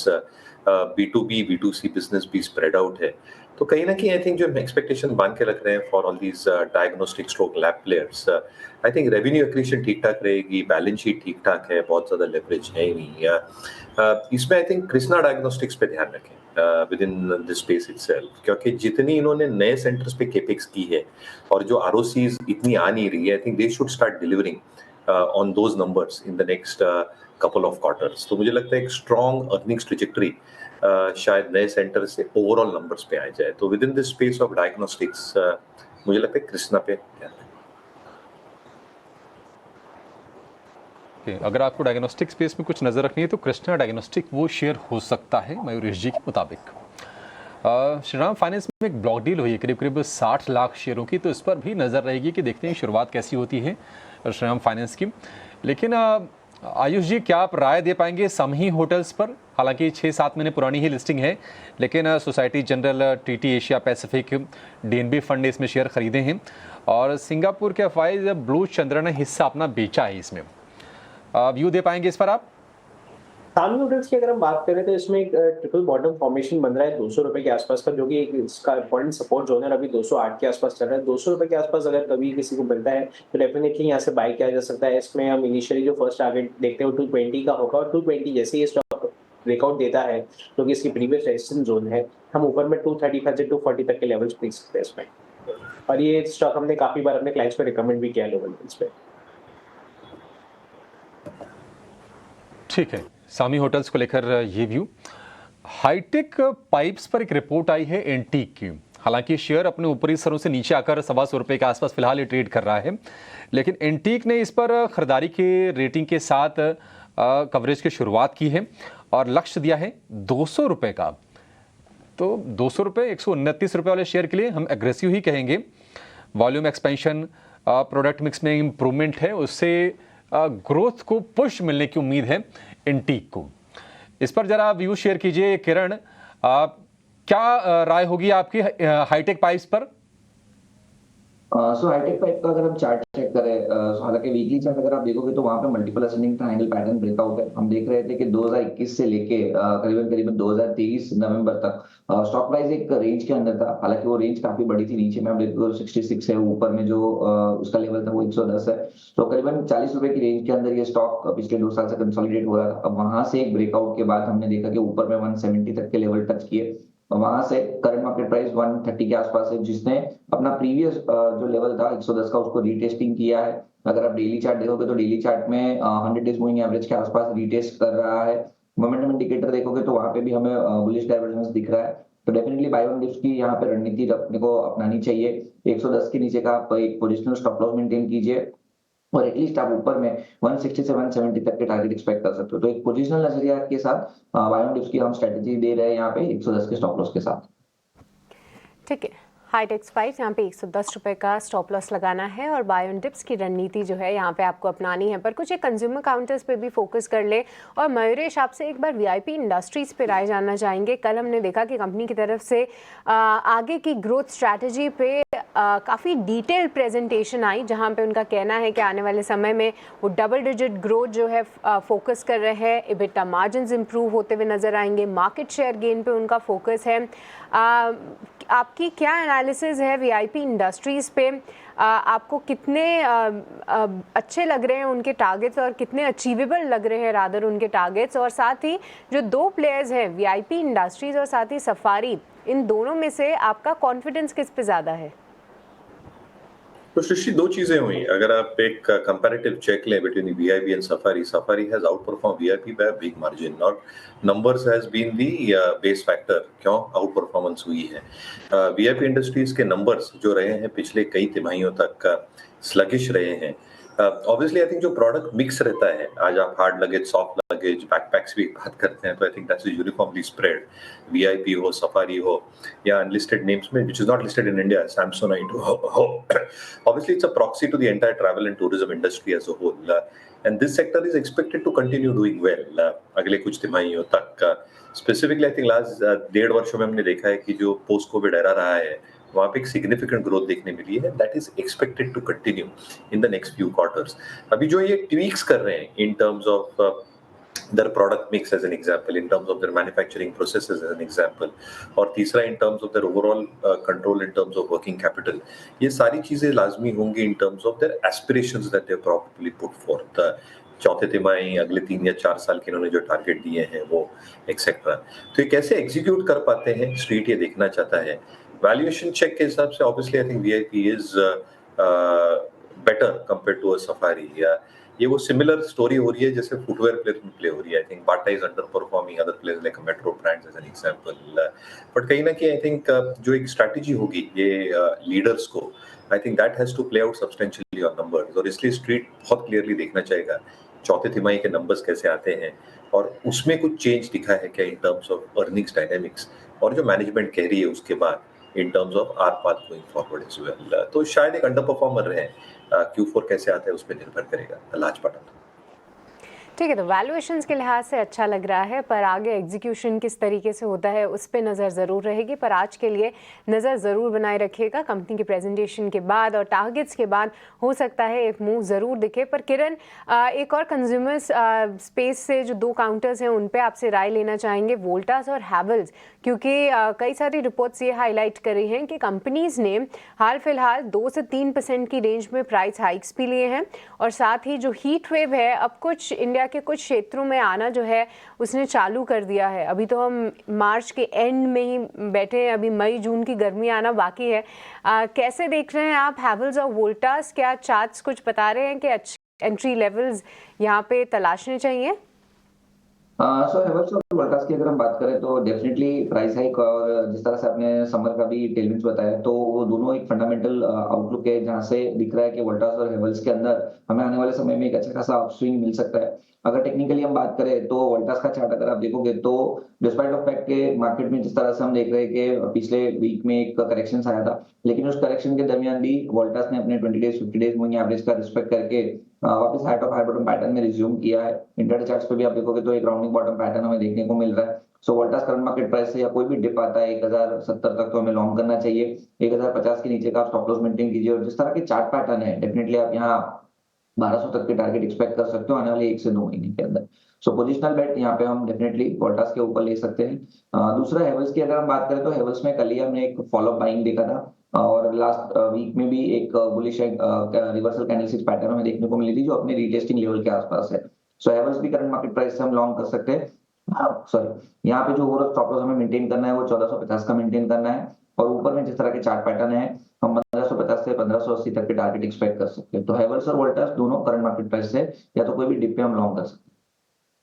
वही लॉन्ग के मौके आप तलाशे, वोल्टास और हैवेल्स दोनों पे ही आपको लेवल्स भी बताए किरण ने। पर चलिए आगे बढ़ेंगे, और 9 बज चुके हैं, अब वक्त हो चला है जानने का कि आज खबरों के दम पे कहाँ दिखेगा एक्शन। 9 बजे के नवरत्न शेयर्स लेकर हमारे साथ शरद जुड़ चुके हैं। शरद, बताइए कहाँ पे दिखेगा एक्शन? जी बिल्कुल, एक्शन देखेगा बजाज फाइनेंस में। 18 स्वदेश की एक्सक्लूसिव आई है जहां पे उनकी आम बजाज हाउसिंग फाइनेंस की जो है ग्राउंड वर्क शुरू होगी आईपीओ के लिए। अब याद रखिए जो आरबीआई की कॉम्प्लायंस होती है उसके हिसाब से सितंबर 2025 तक लिस्टिंग हो सकती है, और इसका पोटेंशियल आईपीओ साइज 8000 करोड़ का हो सकता है। तो ऑफकोर्स बजाज फाइनेंस आज फोकस रहेगा। आईडीएफसी फर्स्ट बैंक यहाँ पे ब्लॉक डील हो सकती है, जहाँ पे वारबर्ग पिंकस अपनी पूरी स्टेक जो रिमेनिंग है 2.3% स्टेक उसको बिकवाली कर सकती है। लगभग 1200 करोड़ का डील रहेगा, डिस्काउंट पे है 4% का। इंपॉर्टेंटली आईसीआईसीआई सिक्योरिटीज़ भी फोकस में रहेगा। ओवरऑल शेयर होल्डर्स ने अप्रूव कर दिया है कंपनी की डी लिस्टिंग को लेके, और जो शेयर स्वैप रेशियो वो भी जो है अप्रूव हो गई है। अगर आप 100 शेयर्स होल्ड करते हैं आईसीआईसीआई सिक्योरिटीज़ में तो आपको लगभग 67 शेयर्स आईसीआईसीआई बैंक के मिलेंगे शेयर स्वैप रेशियो के ज़रिए। थोड़ी डिटेल की हमने वोटिंग रिजल्ट्स चेक की तो यहाँ पता चला कि ऑफकोर्स इंस्टीट्यूशनल इन्वेस्टर्स ने जो है अप्रूव की, लेकिन माइनॉरिटी शेयर होल्डर्स ने ओवरऑल रिजेक्ट किया। लेकिन ओवरऑल कहेंगे ये अब स्कीम अप्रूव हो गई है। एल्केम लैब्स को 10 फॉर्म 483 ऑब्जर्वेशंस आए हैं यूएसएफडीए द्वारा। ये उनके बद्दी प्लांट के लिए है। इम्पैक्टफुल इसलिए क्योंकि जो उनके यूएस रेवेन्यूज़ है लगभग 30 से लेकर 4% यूएस रेवेन्यूज़ इसी प्लांट से आते हैं, तो ये एक इम्पॉर्टेंट डेवलपमेंट है। वीआईपी इंडस्ट्रीज़ भी फोकस में रहेगा एंड ऑफकोर्स अपने पीयर्स के साथ तो अंडर परफॉर्मेंस उन्होंने किया पिछले 1 साल, लेकिन अब एक नई स्ट्रैटेजी पे वो फोकस कर रहे हैं। यहाँ पे एक्सपेक्ट कर रहे हैं कि डबल डिजिट ग्रोथ जो है चौथे तिमाही से देखने मिल सकता है और लंबे अवधि में 15 से लेकर 20% तक कंपनी ग्रो कर सकती है। मार्केट शेयर भी बढ़त देखने मिल सकता है पहला हाफ FY25 में, और जो एबिडा मार्जिन्स का एक्सपेक्टेशंस है वो एक्सपेक्ट कर रहे हैं कि लंबे अवधि में 20% का आंकड़ा छू जाएगा एंड ऑफकोर्स जो डीलर्स के रिलेशनशिप होते हैं उस पर भी काम चल रही है, तो वीआईपी इंडस्ट्रीज़ को ज़रूर ट्रैक करिएगा। एक स्पेशल सिचुएशन कंपनी है GOCL कॉर्पोरेशन। देखा जाए तो इसके मार्केट वैल्यू तो लगभग 1900 करोड़ की है, लेकिन जो अनाउंसमेंट आया है वो बहुत इंपॉर्टेंट है। कंपनी ने जो है लैंड एसेट्स उसको मोनेटाइज करेंगे हैदराबाद में, और ये जो आंकड़ा आ रहा है ये 3400 करोड़ का आ रहा है, यानी कि मार्केट कैप से ज़्यादा। अब ये जो MOU बोर्ड ने साइन किया है स्क्वायर स्पेस के साथ मोनेटाइजेशन के लिए और अगले 18 महीने ये मोनेटाइजेशन चलेगा। डॉक्टर रेड्डीज़ ने भी इंपॉर्टेंट एक्सक्लूसिव डिस्ट्रीब्यूशन पार्टनरशिप किया है Sanofi health care private India limited के साथ वैक्सीन्स को लेके, और जो हमारा 8वां स्टॉक रहेगा वो रहने वाला हाईटेक पाइप्स, हमारा बिग बोल्ड ब्रोकरेज। यहाँ पे एंटीक ने जो है इनिशिएट किया बाई रेटिंग के साथ, टारगेट प्राइस रखा है 200 रुपये पर शेयर, और जो ट्रिगर्स है वो सबसे पहला है वॉल्यूम एक्सपेंशन का, प्रोडक्ट मिक्स का इम्प्रूवमेंट का, और ओवरऑल जो वॉल्यूम एक्सपैंड होगी वो 1 million turns per annum with साल 2025 में देखने मिल सकती है, और रिटर्न रेशियोज में भी एक अच्छी इंप्रूवमेंट आएगी। हमारा जो आखिरी स्टॉक है वो हमारा खबर सेगमेंट है, लेकिन उसके पहले मैं बता दूं कि हमने 2 दिन पहले कल्पात्रु प्रोजेक्ट्स इंटरनेशनल पे भी फोकस किया था कि उन्हें एक इंटरनेशनल ट्रांसमिशन और डिस्ट्रीब्यूशन ऑर्डर मिलेगा, और वही 5 या 7 मिनट पहले जो है अभी अनाउंस भी कर दिया गया कि उन्हें जो है इंटरनेशनल बिजनेस से आप कह सकते हैं बड़ा ऑर्डर ट्रांसमिशन डिस्ट्रीब्यूशन का है, वो भी क्यूमुलेटिवली 2000 करोड़ के ऊपर का है। तो एक टाइप से ये खबर पे मुहर लगी है हमारी खबर सेगमेंट में। और आज जो है ऑफकोर्स हम लोग इंफ्रा और रियल्टी के जो अनाउंसमेंट्स है वो ज़्यादातर हमें मार्च में देखने मिले, तो वहाँ पे वाटेक वबाग फोकस में आता है, और वित्त साल 2025 के जो पहले क्वार्टर है यहाँ पे कंपनी को बड़ी ऑर्डर बायो CNG सेगमेंट से देखने मिल सकती है। उनका ऑलरेडी बड़े इंस्टीट्यूशंस के साथ करार है और वो एक्सपेक्ट करे कि $200 मिलियन तक का रेवेन्यू इस सेगमेंट से आ सकता है। तो ये 9 स्टॉक्स है जो आपके रडार में होने चाहिए। बहुत शुक्रिया, थैंक यू वेरी मच। वाटेक वबाग एक बार जरा टेक्निकली भी चेक करवा लेते हैं। खबर तो आप बता ही रहे हैं इसके अंदर है ही, एक बार जरा किरण आप चेक करेंगे, VA के नाम से मिलेगा वाटेक वबाग। वबाग की अगर हम बात करें तो जिस तरह से डेली चार्ट के ऊपर हम देख रहे हैं स्टॉक अपने 20 डेज 50 डेज और 100 डेज मूविंग एवरेज के ऊपर ट्रेड कर रहा है। रिसेंटली हमने देखा था कि 810 811 के आसपास के उसने हाईज बनाए थे। वहां से जो करेक्शन आया था वहां कहीं ना कहीं बुलिश एंगल कैंडलस्टिक्स पैटर्न 50 दिन की मूविंग एवरेज के आसपास बनी हुई है, तो एक रिवर्सल डेफिनेटली फॉर्म हो गया है। तो कोई भी डिप या तो करंट मार्केट प्राइस हमें लॉन्ग करना चाहिए 720 के स्ट्रिक्ट स्टॉप लॉस के साथ। तो 720 का स्टॉप लॉस मेंटेन कीजिए, और जिस तरह के चार्ट पैटर्न है वापस हम 810 820 तक के टारगेट एक्सपेक्ट कर सकते हैं। ठीक है, आगे बढ़ते हैं, कुछ एक और स्टॉक्स जरा चेक कर लेते हैं जहाँ पर मार्केट के अंदर थोड़ा बहुत मोमेंटम है। एक क्लीन साइंस के नाम से कंपनी है, अवनी एक बार जरा चेक करेंगे क्लीन साइंस के नाम से, ठीक है, और 1348 रुपये का शेयर होगा। यस, यही भलाई आज खुल रहा है 10 रुपये ऊपर, 1358 खुल रहा है। ये शेयर का बॉटम बन चुका है, बाय जोन में आ चुका है, इसको बाय कर लेंगे यहाँ से। हमारा अपना जो टारगेट है वो करीब 1420 तक का है, आ जाएगा जी। ये इसको अगर वीकली चार्ट्स पे देखें तो एक नया लो बनाना इसने छोड़ दिया है, और अभी एक बुलिश एनगल्फिंग पैटर्न भी बनते हुए नजर आ रहा है वीकली चार्ट्स पे, और डेली चार्ट्स पे भी इसने जो शॉर्ट टर्म मूविंग एवरेज इसके ऊपर मूव दे दिया है ऑलरेडी, जो बिल्कुल ही शॉर्ट टर्म मूविंग एवरेज है 20 दिन का, और अब ये 50 दिन के मूविंग एवरेज के ऊपर भी मेरे हिसाब से आज निकल जाना चाहिए। 1386 का उसका मूविंग एवरेज है, तो व्यू पॉजिटिव रहेगा इसमें, क्योंकि कंसोलिडेशन नीचे अच्छा हुआ है, नया लो नहीं बना है पिछले कुछ दिनों से। तो 1270 के स्टॉप लॉस के साथ में इसमें हम निवेश कर सकते हैं, और ये ऊपर की तरफ चलना चाहिए 1400 और 1455 तक के लेवल्स हमें नजर आ सकते हैं। ठीक है, एक शेयर अवनी आपसे और पता करना है, वो है टाटा केमिकल्स। कल हमने नोटिस किया था कि 1080 के आसपास एक खबर भी आई थी जो हमने सोर्स बेस्ड दर्शकों के सामने रख दी थी, वो आज भी बता देता हूँ, सोर्स बेस्ड इन्फॉर्मेशन है, ऐसा कुछ नहीं है उसके अंदर कि मेरे पास कोई पुख्ता जानकारी है। मेरे को भी किसी सोर्स से पता लगी है कि टाटा सन्स शायद हो सकता है इस कंपनी में अपनी हिस्सेदारी बढ़ाएं और ये अप्रैल मंथ में बढ़ा सकते हैं। मार्केट के अंदर तो लेवल्स बहुत बड़े बड़े आ रहे हैं, 3000 प्लस तक के लेवल्स भी आ रहे हैं, लेकिन मैं इतना एग्रेसिव होकर नहीं करूंगा इसमें ट्रेड, या फिर मैं देख भी रहा हूं तो मेरे को लगता है कि शायद 2000 भी हो जाए तो कोई बहुत बड़ी बात नहीं है। अवनी एक बार ज़रा चेक कीजिए, मेरा स्टॉप लॉस 1000 का है। कल हमने 108590 में शेयर पकड़ा था, आज 11-12 तो हो गया ये, तो लग रहा है कि धीरे धीरे चलेगा तो ये 1200-1300 तो 2-4 दिन 5 दिन में ही हो जाएगा। चांसेस कितने हैं? जी टाटा केमिकल्स में जो रोल ओवर है वो ठीक ठाक सा है, 70-73% के आसपास रोल हो चुका है, तो नेगेटिव तो नहीं है। यहाँ से अगर थोड़ा बहुत डिप आता है तो आपने जो लेवल पकड़ा है वो लेवल बहुत सही रहेगा फिर से निवेश करने के लिए, और ये मोमेंटम जो है कंटिन्यू होना चाहिए ऊपर 1190 तक।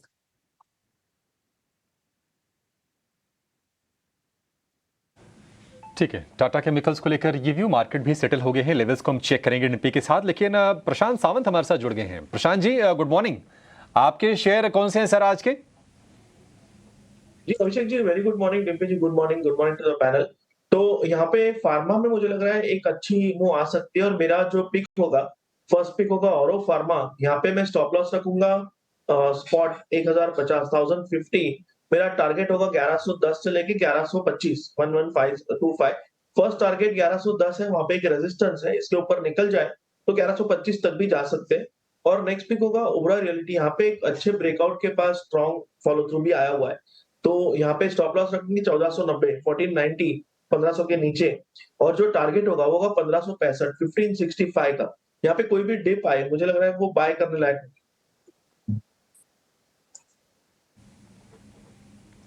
ठीक है, ओबरॉय रियल्टी पर भरोसा है प्रशांत जी का। 9:09 हो गए हैं, लेवल्स हो गए हैं सेटल, और जिस तरह से गिफ्ट निफ्टी से संकेत मिल रहे थे, सुस्त शुरुआत के ही आसार फिलहाल दिख रहे हैं। 40 अंक ऊपर निफ्टी सेटल हुआ है, 22,163 के पास। निफ्टी बैंक की बात करें तो वहां पर थोड़ी सी और कम 0.09% की तेजी हमें दिख रही है, 41-42 अंकों के आसपास की। डिम्पी, ओपनिंग पर करना क्या है? हल्की हल्की तेजी पर शुरुआत हो रही है, ये ठीक चीज भी है? हाँ ठीक तो है, अच्छी बात भी है कि आप 22,000 को ना केवल मेंटेन रख रहे हो बल्कि ऑन डे ऑफ एक्सपायरी भी आप 22,000 के ऊपर ही हो, ये बहुत अच्छा साइन है। लेकिन आपके लिए बुरा साइन है, मैं ये भी बता देता हूँ, वो इस साइन ये है कि अभी भी आपको 22,250-350 की रेंज को आपने पार नहीं किया। तो आपको फिर करना क्या है? 22,250-350 की वेट करो, टारगेट को लगाए रखो अपना। ठीक, आप 22,000 का एक स्टॉप लॉस स्कोर कर दो। हमने सुबह आपको 2 स्टॉप लॉस दिए थे, एक वाले को भूल जाओ अब आप, अगर आप एक्सपायरी का प्ले देख रहे हो तो। वैसे तो 21,900 का भी आप लगा सकते हो, 50 दिन की एवरेज है। कल मैंने आपको चार्ट से 50 दिन की एवरेज को नोटिस भी करवाया था। तो आप 22,000 का एक स्टॉप लॉस लगा के रखो आज दिन भर में, 22,250-350 तक के टारगेट रखो। रोल ओवर करना है तो ज़रूर करके जाओ, निफ्टी के अंदर रोल ओवर करने के चांसेस हैं अच्छे, आप करके जा सकते हो रोल ओवर। आप एवरेज मत करना, वॉल्यूम मत बढ़ाना, जो है उसी को रोल कर जाओ और ट्रेल करते जाओ, आगे बढ़ते जाओ। तो ये निफ्टी पे मोटा मोटी व्यू है। खुलते ही प्लस कर लेना चाहिए, मैं उसके हक में नहीं हूँ भी, क्योंकि उसके अंदर मेरे को एक तो एफआईएस की होल्डिंग 2% घटी हुई है, फिर सामने क्या शेक हो रहा है। मैं 170-180 पॉइंट पे खरीद के फिर 220-230 पे बेच दूंगा, तो मेरे को समझ में नहीं आ रहा। या तो मैं किसी डिप की वेट करूंगा, या तो जो मेरे पास पोजीशंस पड़ी हुई है मैं उसी पोजीशंस के साथ में आगे बढ़ूंगा।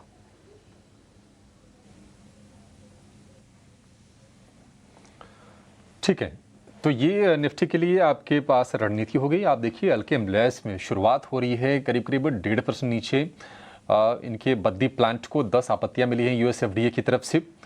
जीओसीएल में हम देख रहे हैं कि बड़ी तेजी पर शुरुआत होगी, लैंड एसेट्स को अपनी ये मोनेटाइज कर रहे हैं, करीब करीब 3,500 करोड़ रुपए के आसपास की रकम आएगी। और सामी होटल्स, जो कि उसमें सोसाइटी जनरल जैसा बड़ा निवेशक आया है, 2% के आसपास की तेजी पर शुरुआत वहां भी होनी जा रही है। लेकिन एक व्यू चाहेंगे जरा मेटल स्टॉक में जेएसडब्ल्यू स्टील पर। अवनी जी जरा चेक करके बताइए, क्या तेजी एक्सटेंड होने की आपको उम्मीद दिख रही है इसमें?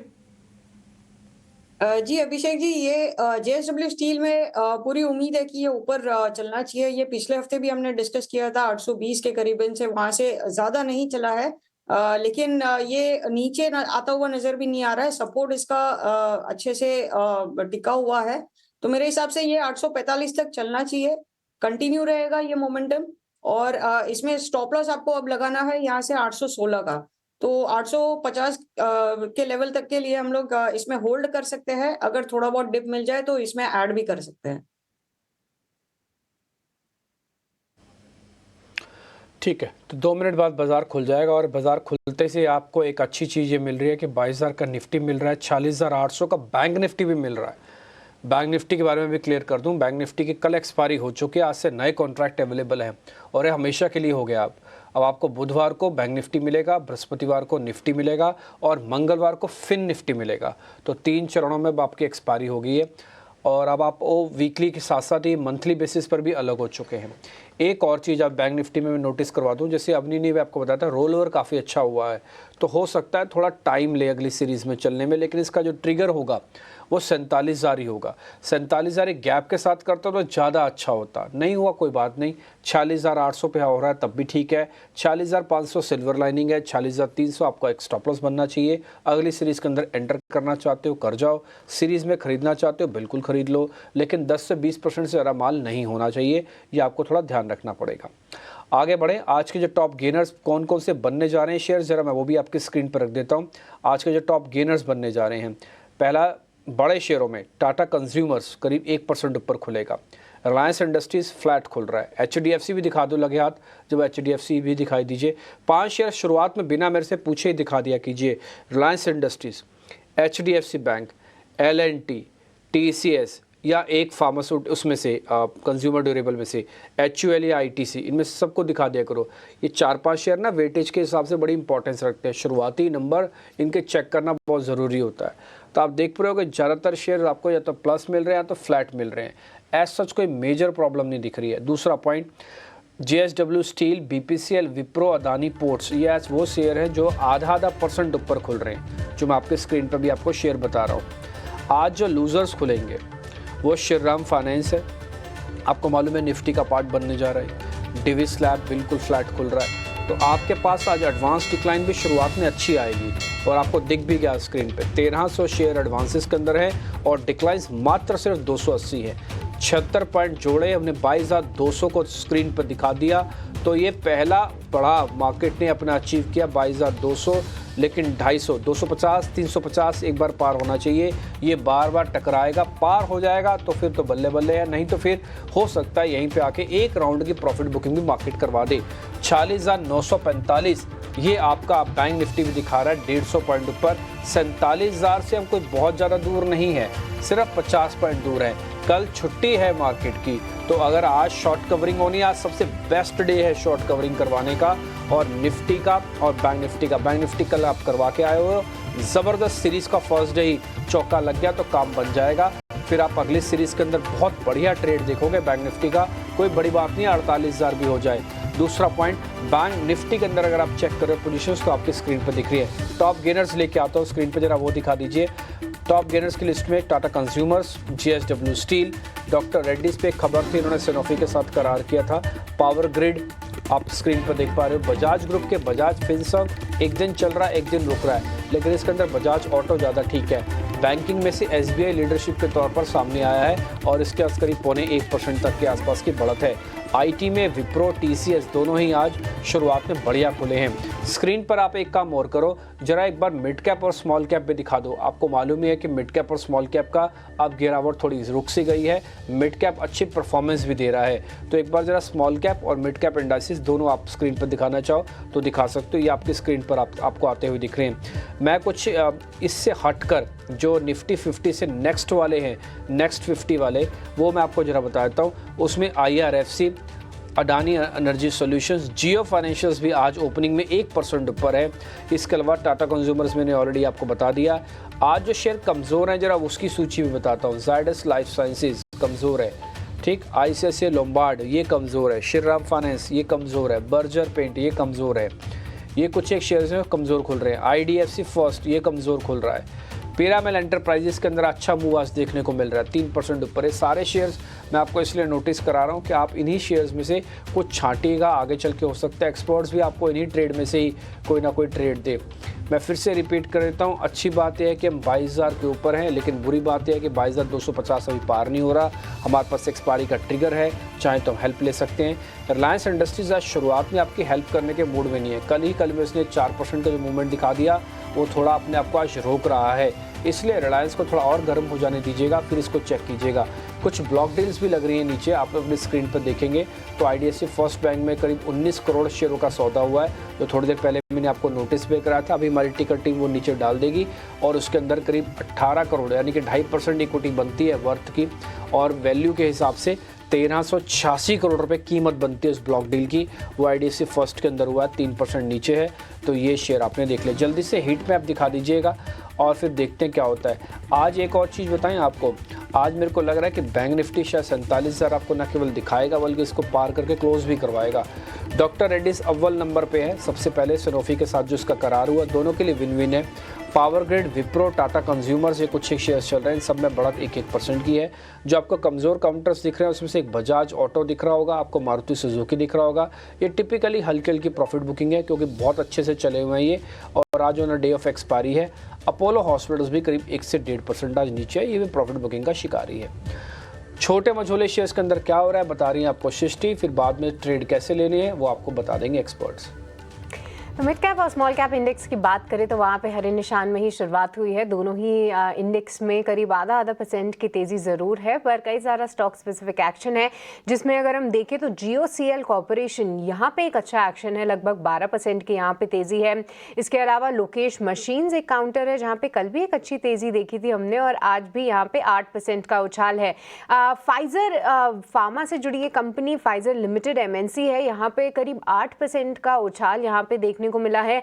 कल सनोफी इंडिया में हमने देखा था कि एक अच्छा एक्शन था, आज भी खबर के दम पे ऊपर होना चाहिए। और इसके अलावा ज्वेलरी काउंटर्स में से मोती सन ज्वेलर्स हैं, जो कि कई दिनों से हम देख रहे हैं कि 5% करके बढ़ रहा है, आज फिर से यहाँ पे 6% की तेज़ी है।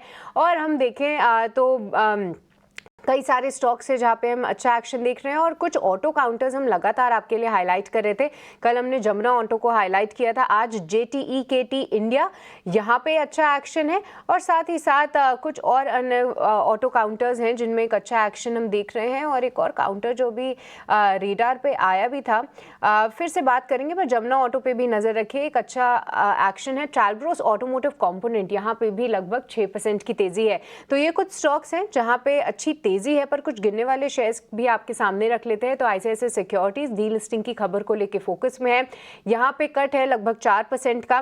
इसके अलावा प्रेस्टीज स्टेट्स, यहाँ पे 3% की गिरावट है। IDFC first bank block deal की खबर के चलते यहाँ पे 3% कमजोरी है। और एल्केम लैब्स, जहाँ पे बद्दी यूनिट को 10 आपत्तियां जारी की हैं US FDA ने, हम देख रहे हैं कि ये स्टॉक में भी लगभग 3% की कमजोरी है।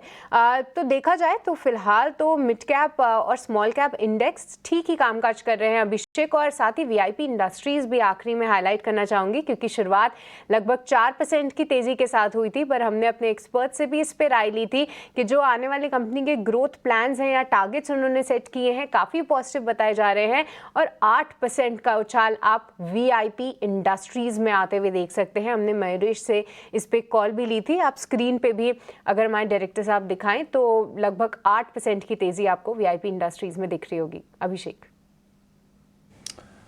500 रुपए का स्तर पार करके VIP इंडस्ट्रीज अच्छी कमेंट्री के दम पर चल रहा है, और खबरों वाले जो भी शेयर आज के हैं वहां पर हम बढ़िया एक्शन देख रहे हैं। लेकिन बाजार में जहां पर शुरुआत हुई है वहां से हमने थोड़ी सी स्टीम और बढ़ते हुए देखी है। निफ्टी इस वक्त है 70-75 अंक ऊपर और 22,200 के आसपास जाकर कारोबार कर रहा है। और निफ्टी बैंक की अगर हम बात करें तो वहां पर भी अच्छी तेजी है, क्योंकि ICICI बैंक SBI से बढ़िया सपोर्ट है, और HDFC बैंक से भी हम देख रहे हैं कि 0.25% से लेकर आधे % के आसपास की तेजी निफ्टी बैंक में भी है। तो डबल सेंचुरी मार्कर, इनफैक्ट 250 अंक ऊपर इस वक्त निफ्टी बैंक कारोबार कर रहा है। 47,000 के ऊपर जाकर टिकने की कोशिश हो रही है निफ्टी बैंक की। तो शुरुआत बाजारों की ठीक ठाक हुई है, सदी हुई शुरुआत, और इस शुरुआत के बीच आपके लिए ट्रेड्स क्या बन रहे हैं अब ये जानेंगे अपने एक्सपर्ट से, और शुरुआत करेंगे ओपनिंग ट्रेड्स की।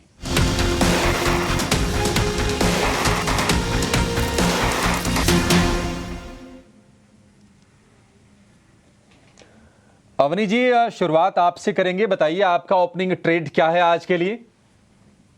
जी, ये सिर्फ इंट्राडे के लिए नहीं रहेगा, लेकिन एक थोड़ा सा पोजिशनल रहेगा। वो है एसबीआई। तो एसबीआई में मेरे हिसाब से एक अच्छा कंसोलिडेशन हो चुका है। अब ये ऊपर आने में थोड़ा समय ले रहा है, लेकिन इसमें रोल ओवर्स भी काफी अच्छे हुए हैं। तो मेरा व्यू पॉजिटिव है एसबीआई में। इसको 720 के स्टॉप लॉस के साथ यहाँ पे हम खरीदारी कर सकते हैं, और ऊपर की तरफ इसका 780 का टारगेट रहेगा।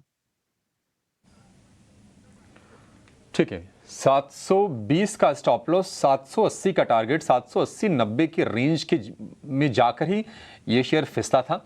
हालांकि बढ़िया सपोर्ट लेकर अब ये फिर से चल रहा है। 740 रुपए का भाव है, 20 रुपए नीचे का स्टॉप लॉस और 40 रुपए ऊपर का टारगेट। अवनी जी की तरफ से आपको एसबीआई खरीदने की सलाह है। किरण जी, आपके रडार पर कौन सा शेयर है सर? सो कैश शेयर्स के ऊपर जाएंगे, रियल एस्टेट सेक्टर के ऊपर से फिनिक्स मिल का अगर आप चार्ट देखोगे तो 2 दिन पहले एक फॉलो बाइंग आया था, जहां पे स्टॉक अपने 20 डेज 50 डेज मूविंग एवरेज के ऊपर क्लोज हुआ था। कल हमने देखा कि वहां पे वापस एक पॉज आया, एक दूसरी कैंडलस्टिक पैटर्न बनी, और आज जिस तरह से ओपन लो सेम है और जिस तरह के वॉल्यूम हुए इनिशियल लेवल पे, हमें लग रहा है कि यहाँ से स्टॉक में एक अच्छी खासी तेजी आ सकती है। तो 2745-50 के बीच में ट्रेड कर रहा है, करंट मार्केट प्राइस से लॉन्ग करना चाहिए। एक स्ट्रिक्ट स्टॉप लॉस आप 2720 का मेंटेन कीजिए। अगर 2720 आज इंट्राडे में ब्रेक नहीं करता है तो ज्यादा चांसेस के इंट्राडे में हम ऊपर में 2800 तक के टारगेट देख सकते हैं। तो फिनिक्स मिल हमारी तरफ से ओपनिंग ट्रेड रहेगा। ठीक है, फिनिक्स मिल में खरीदारी करने की सलाह है। 6 महीने में शेयर करीब करीब ये 1.5 गुना हुआ है, लेकिन पिछले 3 सत्र से अच्छी तेजी है। 2750 रुपए का भाव है और यहां से आपको लॉन्ग करने की सलाह मिल रही है किरण जी की तरफ से। प्रशांत जी, आपने क्या स्पॉट किया है सर ओपनिंग ट्रेड के लिए? तो अभिषेक जी, मुझे ओपनिंग के बेसिस पे एक स्टॉक जो अच्छा लग रहा है वो है पीसीबीएल, फिलिप्स कार्बन ब्लैक। यहाँ पे करीबन 275 के आसपास ट्रेड कर रहा है। थोड़ा कूल ऑफ होने दीजिए, और अगर ये 270 के आसपास मिले तो एक अच्छे लेवल पे बाय होगा। स्टॉप लॉस रखेंगे 255 स्पॉट क्लोजिंग, और वहां से टारगेट रखेंगे 300 का, 300। ठीक है, 300 रुपए तक के टारगेट पीसीबीएल में 275 रुपए के आसपास के भाव इस वक्त हमें देखने को मिल रहे हैं। अब चलेंगे आखिर में मयूरेश जी के पास। मयूरेश जी से हम ट्रेड तो नहीं जानेंगे ओपनिंग की, लेकिन मयूरेश जी, चूंकि अब होली बीत गई, गर्मियों की शुरुआत ऑफिशियली अब एक तरह से कह सकते हैं कि हो गई है, तो आपसे ना गर्मियों के थीम से जुड़ा एक शेयर जानना चाहेंगे। आप पावर बताना चाहते हैं, पावर बता दीजिए। आप इलेक्ट्रॉनिक्स वाले जो शेयर हैं वो बताना चाहते हैं वो बता लीजिए, या फिर कूलिंग सेगमेंट वाला कोई शेयर अगर आपके रडार पर है वो बता दीजिए। एक शेयर बताइए सर। नहीं तो आई थिंक ये जो पूरी थीम है Abhishek, I think they should do well, क्योंकि 2 चीजें, एक तो गर्मी और दूसरा power demand is expected to improve quite exponentially. तो हमें लगता है जो एक एक्सपेक्टेशन हम बांध के रख सकते हैं अगले कुछ वर्षों के लिए कि पावर डिमांड ऊपर जाएगी, और जो एंसिलरी प्लेयर्स हैं पावर को लेके, ये सारी शेयर्स भी आई थिंक अच्छे खासे रुझान में रहने चाहिए। तो अगर लार्ज कैप्स में आपको देखना हो तो मुझे लगता है अगर टाटा पावर में एक पुल बैक मिलता है तो एक बहुत बेहतरीन शेयर हो सकता है। ऑब्वियसली आई थिंक जो एक एक्सपेक्टेशन है in terms of their distribution network and their transmission network along with generation, ये सारी चीजें आई थिंक काम में आती है। जो रिन्यूएबल एसेट्स है ये लगभग 50% हो जाएंगे अगले कुछ वर्षों में टाटा पावर के। मुंद्रा के जो लॉसेस हैं that should start coming off quite significantly, और जो एंसिलरी चीजें होती हैं in terms of charging infrastructure as a space, I think all these things जो मैनेजमेंट देख रही है अगले कुछ वर्षों के लिए are steps in the right direction. तो मुझे लगता है आई थिंक हालांकि थोड़ी डेट लेवल्स ठीक ठाक ऊपर लेवल्स पे, एलिवेटेड लेवल्स पे है, बट जैसे ये सारी चीजें आई थिंक एसेट्स पे कन्वर्ट होंगी और कैश फ्लोज आना स्टार्ट हो जाएगा, तो मुझे लगता है एक अच्छा विकल्प हो सकता है इन दैट एंटायर इकोसिस्टम। तो अगर आपको पूरी इकोसिस्टम एक देखनी हो power related, I think Tata power will start plugging in most aspects of this entire ecosystem. तो अगर आप जेन्युइन लॉन्ग टर्म इन्वेस्टर्स हैं तो ये स्टॉक को जरूर देख सकते हैं। ठीक है, डन सर। खैर, एक बार फिर से आपको बता दें कि 90 अंकों की बढ़त के साथ निफ्टी कामकाज कर रहा है। बैंक निफ्टी ने आज 47,000 आखिरकार स्क्रीन पर आपको दिखाई दिया। अच्छा पॉइंट है, क्लोजिंग मिल जाए तो बहुत ही बढ़िया है, और आज में 47,200 हो जाए तो सुपर है। तो फिर क्या होगा कि जो एक मन में भय बैठ जाएगा, डर बैठेगा उन लोगों के मन में जिन्होंने बाजार को भी शॉर्ट कर रखा है, क्योंकि बाजार का एक करेक्शन का या फिर एक कहे कि साइडवेज का दौर कंप्लीट हो जाएगा कि आपने स्मॉल कैप मिड कैप से थोड़ा नीचे आए थे, आपने फियर क्रिएट किया, फियर ने थोड़ा शेक क्रिएट किया, शेक से फिर आप बाहर हो गए। इसलिए मैं कई बार आपसे बात कह चुका हूँ और ये बात कहते हुए को 15-20 दिन हो गए कि आप सिर्फ अपनी पोजीशंस को होल्ड करके बैठो। अभी थोड़े तपस्या के दिन हैं, ये पार होंगे ना, फिर रिवॉर्ड बहुत अच्छा देगा बाजार आपका। बट धीरे धीरे करके आपको अपने पोजीशंस को होल्ड करना है, मैनेज करो बस, और कुछ नहीं। रिलायंस इंडस्ट्रीज इन बिटवीन आपको बता दो हरे निशान में आ चुका है, ये एक अच्छा पॉइंट है। बैंक निफ्टी के जो अप्रैल फ्यूचर हैं, क्योंकि आज पहली बार ट्रेड हो रहे हैं अप्रैल फ्यूचर्स, वो 47,500 को पार कर चुके हैं। कोई बड़ी बात नहीं है कि 48,000 भी आपको दिख जाए आने वाले दिनों में। ये कुछ एक अच्छी चीज़ें हैं जो बाजार के अंदर हो रही हैं। इंडिया विक्स भी बिल्कुल फ्लैट है। एक बार जरा एडवांस डिक्लाइन भी दिखाइए आप, एडवांस डिक्लाइन, और जिसमें एफ&ओ वाले शेयर्स होते हैं उसमें भी आपको दिखेगा कि चीज़ें थोड़ी ज़्यादा बेहतर हैं। आज तो वैसे भी शुभ से ही एडवांस डिक्लाइन काफ़ी बेहतर था। इस समय 93 और 86 शेयर्स का बढ़े हुए हैं, थोड़ा और बढ़ जाए तो और बेहतर हो जाएगा। अभी तो वेटेज के हिसाब से आपको निफ्टी थोड़ा ऊपर दिख रहा है। एक और चीज़ मेरे को आपके सामने रखनी है, वो है सिम्फनी का शेयर। एक बार ज़रा दिखाइए सिम्फनी। अभी जैसे हम गर्मियों के शेयर्स के बारे में बात कर रहे थे, नरेश भी आपको बता रहे थे। एक टेक्निकली चार्ट लेता हूँ मैं। प्रशांत सावंत, एक बार ज़रा सिम्फनी चेक करो तो 865 रुपए का है। डिम्पी जी, यहाँ पे एक ब्रेकआउट की कोशिश हो रही है और अब थोड़ा रेजिस्टेंस के करीब आए। वो रेजिस्टेंस अगर आपको नजर 870 875 के आसपास होगा, तो फर्स्ट मेरी सलाह ये होगी कि जिनके पास लॉन्ग्स है वो एक अच्छे लेवल पे पहुंचे और आपको ट्रेल करना होगा। ट्रेलिंग स्टॉप लॉस रखिए 850 850 पे। फ्रेश बाइंग कर रहे हो तो 875 के ऊपर कीजिए, 875 के ऊपर। और ओवरऑल मुझे लग रहा है कि ये 20 दिनों के एवरेज के ऊपर अगर सस्टेन करेगा तो मुझे लग रहा है ये कंफर्टेबली 900 तक के लेवल भी दिखाएगा। तो थोड़ा वेट कीजिए और 875 के ऊपर फ्रेश बाय कीजिए। मैं एक काम आपके लिए और करता हूँ, कुछ शेयर और छटवा देता हूँ कि जहाँ जहाँ पे आपको ट्रेड अच्छा मिल रहा है। पिरामिल एंटरप्राइजेस दिखाइए एक बार। PELA 3% ऊपर आ गया, बिल्डअप वगैरह भी ठीक है। सभी शेयर्स जो मैं बोल रहा हूँ ना, उन सबकी फ्यूचर्स की प्लेट भी दिखाते रहना आप। वजह क्योंकि एक्सपायरी है, रोल ओवर के नंबर या फिर ओपन इंटरेस्ट आपको वहाँ पे क्लियरली दिखता जाएगा। पिरामिल एंटरप्राइजेस, अवनी एक बार जरा चेक करना। अगली सीरीज़ के अंदर मैं इसको प्लस करना चाहता हूँ, प्लस कर लूँ क्या? जी मेरे हिसाब से आपको थोड़ा सा और डिप के लिए वेट करना चाहिए। नीचे अराउंड 850 के करीबन आए तो इसमें आप ऐड कर सकते हैं। ये स्पॉट लेवल में बता रही हूँ, उसी हिसाब से आप फ्यूचर में भी ट्रेड करिएगा। लेकिन ये यहाँ से 850 तक थोड़ा सा और यहाँ से 10-15 रुपए नीचे आ जाए तो फिर इसमें निवेश कर सकते हैं। अप्रैल सीरीज की बात करें तो कोई दिक्कत नहीं है, बट एक शॉर्ट टर्म ट्रेडिंग जो अगर देख ले 1-2 दिन के अंदर थोड़ा सा ये नीचे आ सकता है। डन। मयूरेश सर, मैं जी एंटरटेनमेंट के बारे में आपसे पता करना चाहता हूँ। देखिए आज डेरिवेटिव एक्सपायरी है, आज भी वो F&O बैन में है। वो तो पोजीशन की प्रॉब्लम ये हो रही है कि बैन में आप नया तो ले नहीं पाओगे इस सीरीज़ के अंदर, तो अगली सीरीज़ के अंदर जाना पड़ता है, वहाँ पे फिर फ्यूचर्स की प्रॉब्लम आ रही है। मैं आपसे सिर्फ इतना ही समझना चाहता हूँ, जो भी वर्स्ट था, क्या इन प्राइजेस में डिस्काउंट है अभी, या फिर अभी और गिरेगा ये? मैं अच्छे की बात ही नहीं बोल रहा, मैं सिर्फ बुरे का डिस्काउंटिंग जानना चाहता हूँ।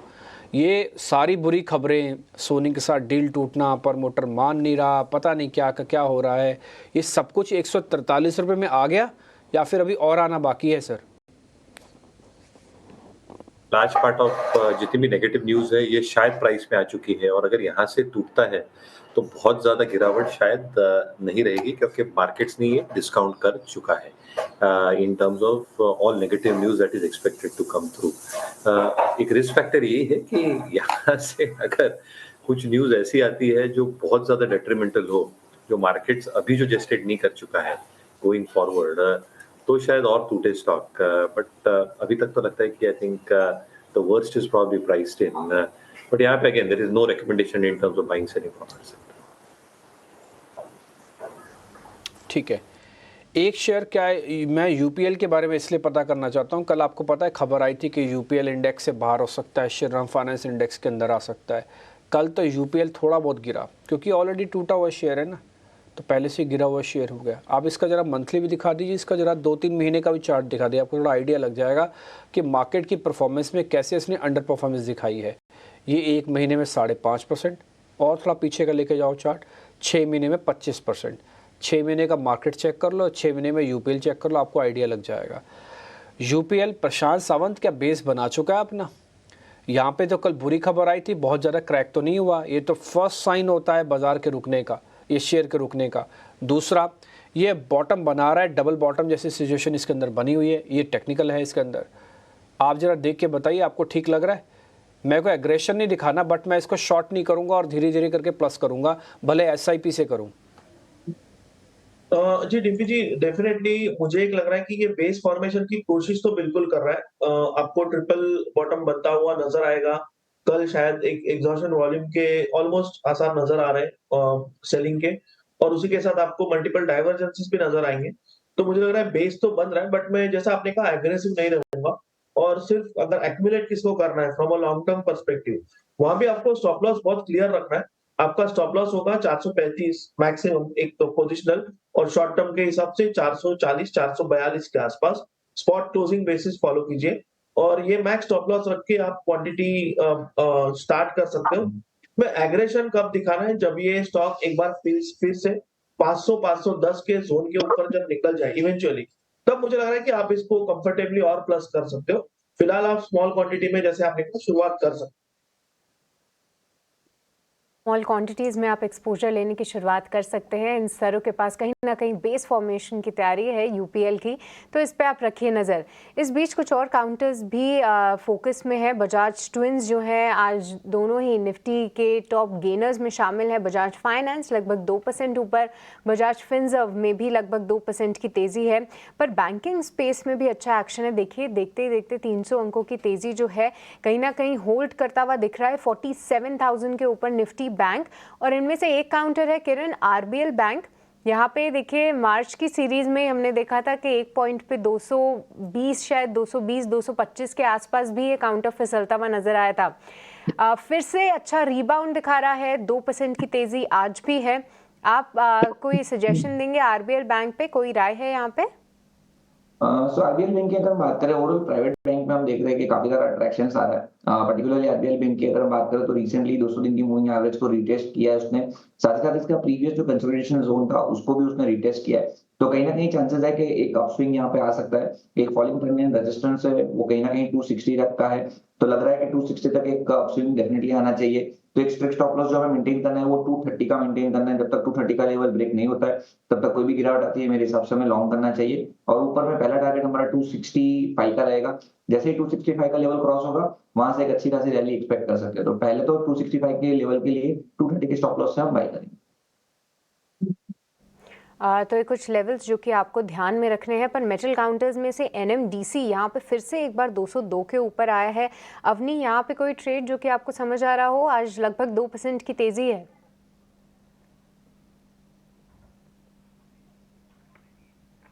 ओके, अवनी से शायद हमारा संपर्क अब फिलहाल नहीं है। प्रशांत, आपकी कोई राय एनएमडीसी पे? यहाँ पे फिर से हम देख पाते हैं कि 200 रुपए के थोड़ा सा ऊपर थोड़ा सा नीचे जाने की ये कोशिश करता है। आज 2% की तेजी कोई भरोसा दे रही है आपको? जी सृष्टि, मुझे लग रहा है कि यहाँ पे सिर्फ एक बेस फॉर्मेशन हो रहा है। अभी तक कोई अच्छी प्रोनाउंस्ड या बड़ी मूव मुझे नजर नहीं आ रही है। ये स्टॉक जब करीबन 208 210 के जोन को क्रॉस करेगा तब मुझे लग रहा है कि यहाँ पे एक पोजीशन बनाई जा सकती है। अभी फिलहाल अगर कोई एक्यूमुलेट कर रहा है तो आपका स्टॉप लॉस 196 195 जोन में होना चाहिए, और जो मैंने रेजिस्टेंस कहा 210 के आसपास वो आपका पहला टारगेट होना चाहिए। और जैसे ही 210 के ऊपर क्लोज करे वहां से आप फिर कंफर्टेबली 220 222 तक के टारगेट्स प्लान कर सकते हैं। ठीक है। तो एनएमडीसी फिलहाल एक बेस फॉर्मेशन की तैयारी है, बहुत ज़्यादा भरोसा फिलहाल यहाँ पे नहीं है। पर किरण, दो और काउंटर्स पे प्लीज़ आप राय दीजिए। पीएफसी और आरईसी पावर क्षेत्र में तेज़ी ज़रूर है और हम देख पा रहे हैं कि आज टाटा पावर भी अच्छे से मूव कर रहा है, पर पीएफसी आरईसी दोनों ही काउंटर्स डेज हाई पे ट्रेड कर रहे हैं। क्या यहाँ पे ट्रेड लेना चाहिए? क्या अप्रैल सीरीज़ के लिए पोजिशनली कोई टारगेट्स आप नज़र में रख रहे हैं?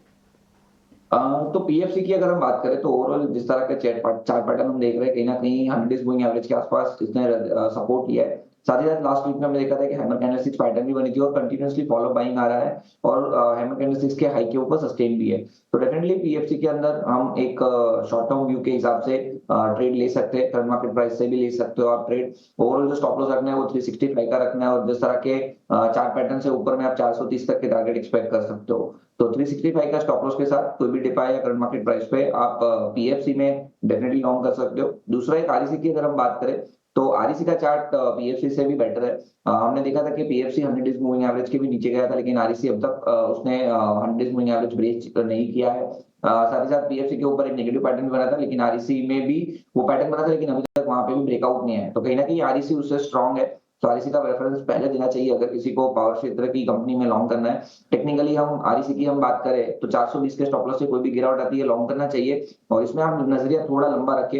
अगर आप अप्रैल सीरीज के लिए ले रहे हो तो आरईसी में आप 500 तक के टारगेट भी एक्सपेक्ट कर सकते हो।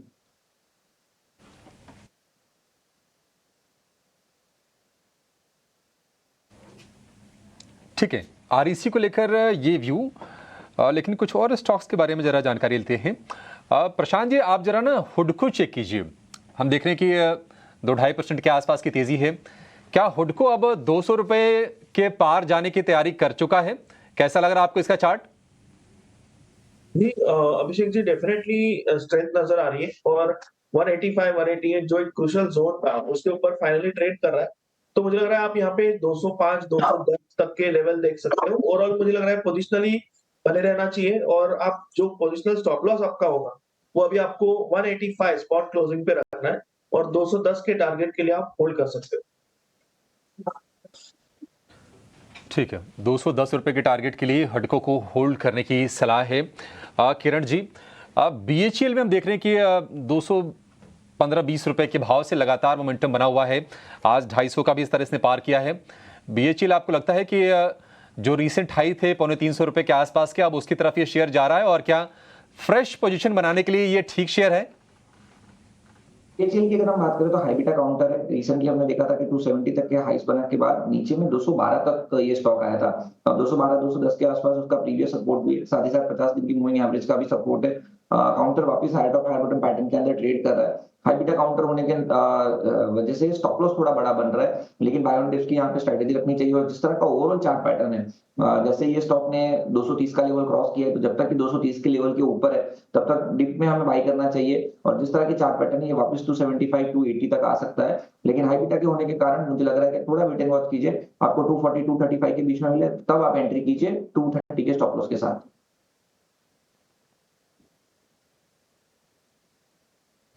230 रुपए का स्टॉप लॉस बीएचईएल के लिए। हीरो मोटो जरा आप चेक करेंगे प्रशांत जी, हीरो मोटो क्या व्यू बन रहा है आपका?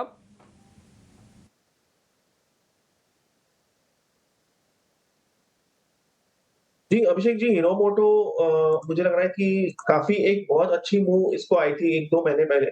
उसके बाद एक कंसोलिडेशन जोन में जा चुका है। कंसोलिडेशन का जो ऊपरी लेवल है वो करीबन ऑलमोस्ट 4800 के आसपास है, और जो डाउनसाइड सपोर्ट है वो करीबन 4400 4450 के आसपास है। मुझे लग रहा है अब ये 20 दिनों के एवरेज पे सपोर्ट ले रहा है, तो यहाँ पे अगर कोई बाय करना चाहे, आपका स्टॉप लॉस होगा 4570-75, और करीबन ऑलमोस्ट 1% की रिस्क होगी। आपका टारगेट वही होगा जो मैंने कहा, करीबन 4750, जो कि रेंज के ऊपरी लेवल है। ठीक है, मैं आपको ना कुछ एक शेयर्स नोटिस कराता हूँ। खैर इन बिटवीन आपको बता दूँ 100 पॉइंट से ज़्यादा की बढ़त इस समय आपको निफ्टी के अंदर दिख रही है। अच्छा पॉइंट है, 250 के बेहद करीब आ गए। आप अब थोड़ा थक भी गए होंगे सुनते सुनते, लेकिन अब हम उस लेवल तक तो आ ही गए हैं। 22,250 350 ये आपको याद रखने का लेवल है। हम 250 के बेहद करीब आ गए हैं। ये एक लिटमस टेस्ट होगा, इसके बाद बाज़ार को और तेज़ी रखनी होगी। हालांकि कल की छुट्टी है, तो मैं एक्सपेक्ट करता हूँ मंडे को एक गैप के साथ मिल जाए लेवल्स तो और मज़ेदार हो जाएगा। ठीक, आपको बैंक निफ्टी बता देता हूँ, 47,000 स्पॉट के ऊपर हम क्लोज कर रहे हैं। फ्यूचर के अंदर 47,500 आ गए हैं, अब नए कॉन्ट्रैक्ट अवेलेबल्स हैं। मैं 3-4 शेयर आपको जो नोटिस कराना चाहता था, एक बार ज़रा दिखाएं, उनके अंदर सडन मूवमेंट आया हुआ है। पहला है सेंचुरी टेक्सटाइल, एक बार ज़रा स्क्रीन पे दिखाएं, सेंचुरी टेक्सटाइल। फिर दूसरा दिखाइएगा EIH लिमिटेड। पहले सेंचुरी टेक्सटाइल दिखाइए, स्क्रीन पे फटाफट से दिखाते जाइए। उसका दूसरा दिखाइए EIH लिमिटेड, EIH लिमिटेड। तीसरा दिखाइए आप शेलेट होटल्स भी, शेलेट होटल्स SHALET, शेलेट होटल्स के नाम से एक कंपनी होगी। और चौथा दिखाइए आप Mahindra life space, Mahindra life space. ये सब के सब शेयर्स वही हैं। ये 7 डेज़ नहीं, 1 डे दिखाओ आप। जो आप मूवमेंट देख पा रहे हो, ये बाकायदा डेज हाई पे आके सब के सब शेयर्स काम कर रहे हैं। इसमें से जो मैंने आइडेंटिफाई किया है, एक तो सेंचुरी टेक्सटाइल किया है और दूसरा शेलेट होटल को किया है। एक बार प्रशांत जी आप इन दोनों शेयर्स को जरा चेक कर लो, दोनों में कोई ट्रेड है तो बताइए। फिर शैलेट के अंदर हमने कल भी डिस्कशन कर रहे थे, और दूसरा सेंचुरी टेक्सटाइल भी आज सडन मूव के साथ ऊपर है।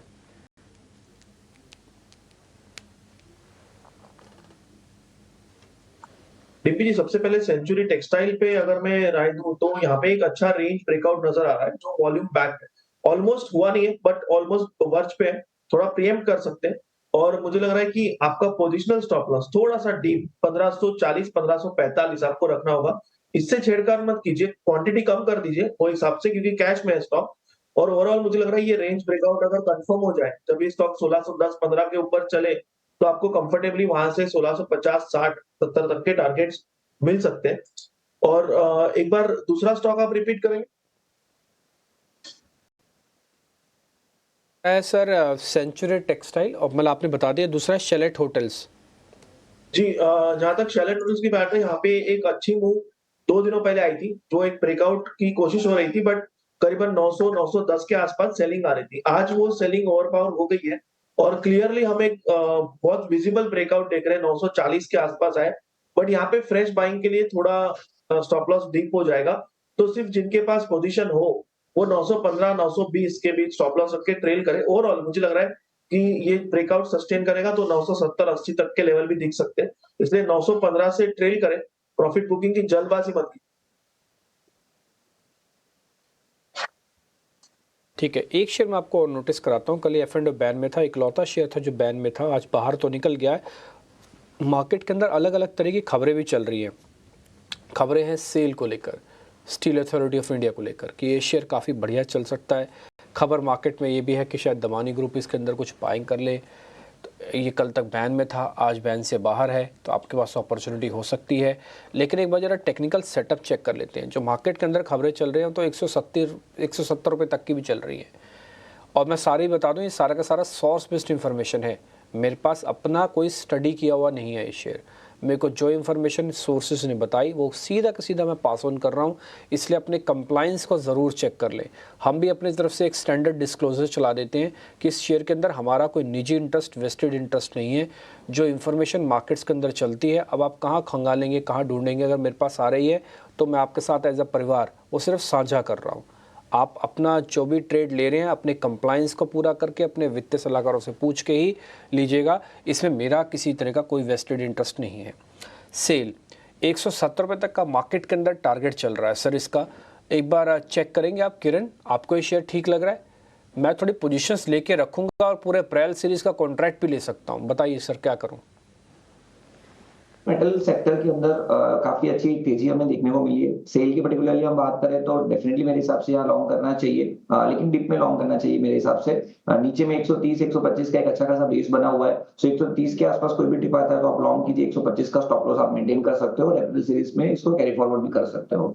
दूसरा एक मेटल के अंदर हमें जो स्टॉक अच्छा लग रहा है वो हिंडाल्को है। लास्ट वीक भी हमने डिस्कस किया था 540 के आसपास, वहां से स्टॉक अभी 560 के आसपास आ रहा है। तो यहाँ पे भी अगर कोई भी डिप आता है 550 तक, तो मुझे लग रहा है कि हिंडाल्को में भी हमें लॉन्ग करना चाहिए। डेली चार्ट के ऊपर जो गैप है वो गैप फील कर सकते हैं, ऊपर में 575 तक ये जा सकता है। तो सेल और हिंडाल्को दोनों बाय ऑन डिप्स में हम डेफिनेटली रिकमेंड कर रहे हैं लॉन्ग जाने के लिए। आपको मैं एक बार निफ्टी के लेवल्स बता दूं, आपको देख के अच्छा भी लगेगा। 250 हमने दिखा दिया, फाइनली हम उस जोन के अंदर आ गए जिस जोन की तपस्या या फिर मैं कई दिनों से अपने आप को भी बांधे हुए था और आपको भी कह रहा था कि धीरे धीरे करके लॉन्ग पोजीशन है उसको होल्ड करके रखो, आपको ज़रूर 222 250 तक के टारगेट दिख जाएंगे। स्क्रीन पर दिख रहा है, अच्छा लगता है, हौसला बुलंद होता है, हमारा भी कॉन्फिडेंस हाई होता है और हमको फिर से लगता है कि डाटा के बदौलत अगर हम चल रहे हैं तो हम लास्ट में हम ही जीतेंगे, भले इधर उधर की 100 वॉइसेस आए। नॉइस कैंसिलेशन डाल लीजिए अपने कानों पे और आप सिर्फ डाटा की बात मानिए, ये अच्छा पॉइंट। दूसरा पॉइंट, आज जो मेरे को नोटिस हो रहा है, आज रिलायंस आपका बहुत बड़ा कंट्रीब्यूटर नहीं है। आज जो कंट्रीब्यूशन एक्चुअली में देखने को मिल रहा है, जिसको मेरे को अच्छा भी लग रहा है, वो है आईटी इंडेक्स। एक बार जरा आईटी इंडेक्स दिखाएंगे आप? और निफ्टी के टॉप काउंटर्स जो मैं चेक कर रहा था तो उसमें आईसीआईसीआई के बाद जो दूसरे नंबर का सबसे बड़ी हेल्प आपका कर रहा है ना, वो कर रहा है इन्फोसिस। इन्फोसिस निफ्टी को 15 पॉइंट्स दे रहा है, जो आईसीआईसीआई बैंक सबसे ज़्यादा पॉइंट्स दे रहा है और दूसरा दे रहा है इन्फोसिस, उसके बाद एचडीएफसी का नंबर आ रहा है। तो मैं आज आईटी इंडेक्स की जो पार्टिसिपेशन बैंक और जब भी ये मिलेंगे ना तो आपको बहुत बढ़िया कॉम्बिनेशन मिलता है बैंक और आईटी का। वैसे तो ये दोनों धुर विरोधी हैं, लेकिन फिर भी जब ये दोनों एक साथ जुड़ जाए ना तो फिर आपको इसी तरह का मूव मिलता है, फिर आपको कवरिंग 100% आती है मार्केट के अंदर। अच्छी बात है, डन। अब मैं जरा आईटी वाले काउंटर्स पकड़ता हूँ, इन्फोसिस से शुरू करता हूँ। प्रशांत जी, इन्फोसिस अप्रैल सीरीज के अंदर लेना चाहता हूँ, बताइए सर।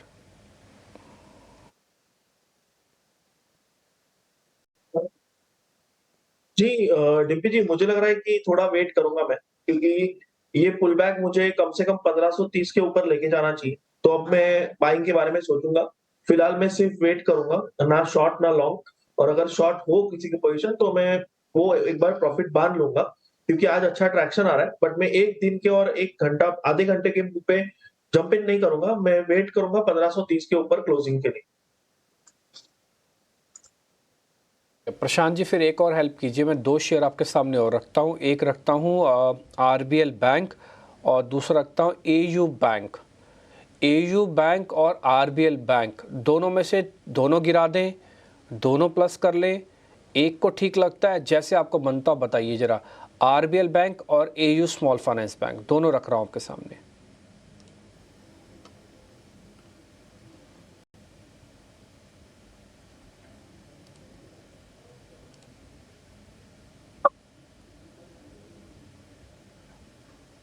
प्रशांत, ये सवाल। अच्छा डिम्पी जी, सवाल मुझसे। बैंक एयू बैंक, आवाज आ रही है ना आपको?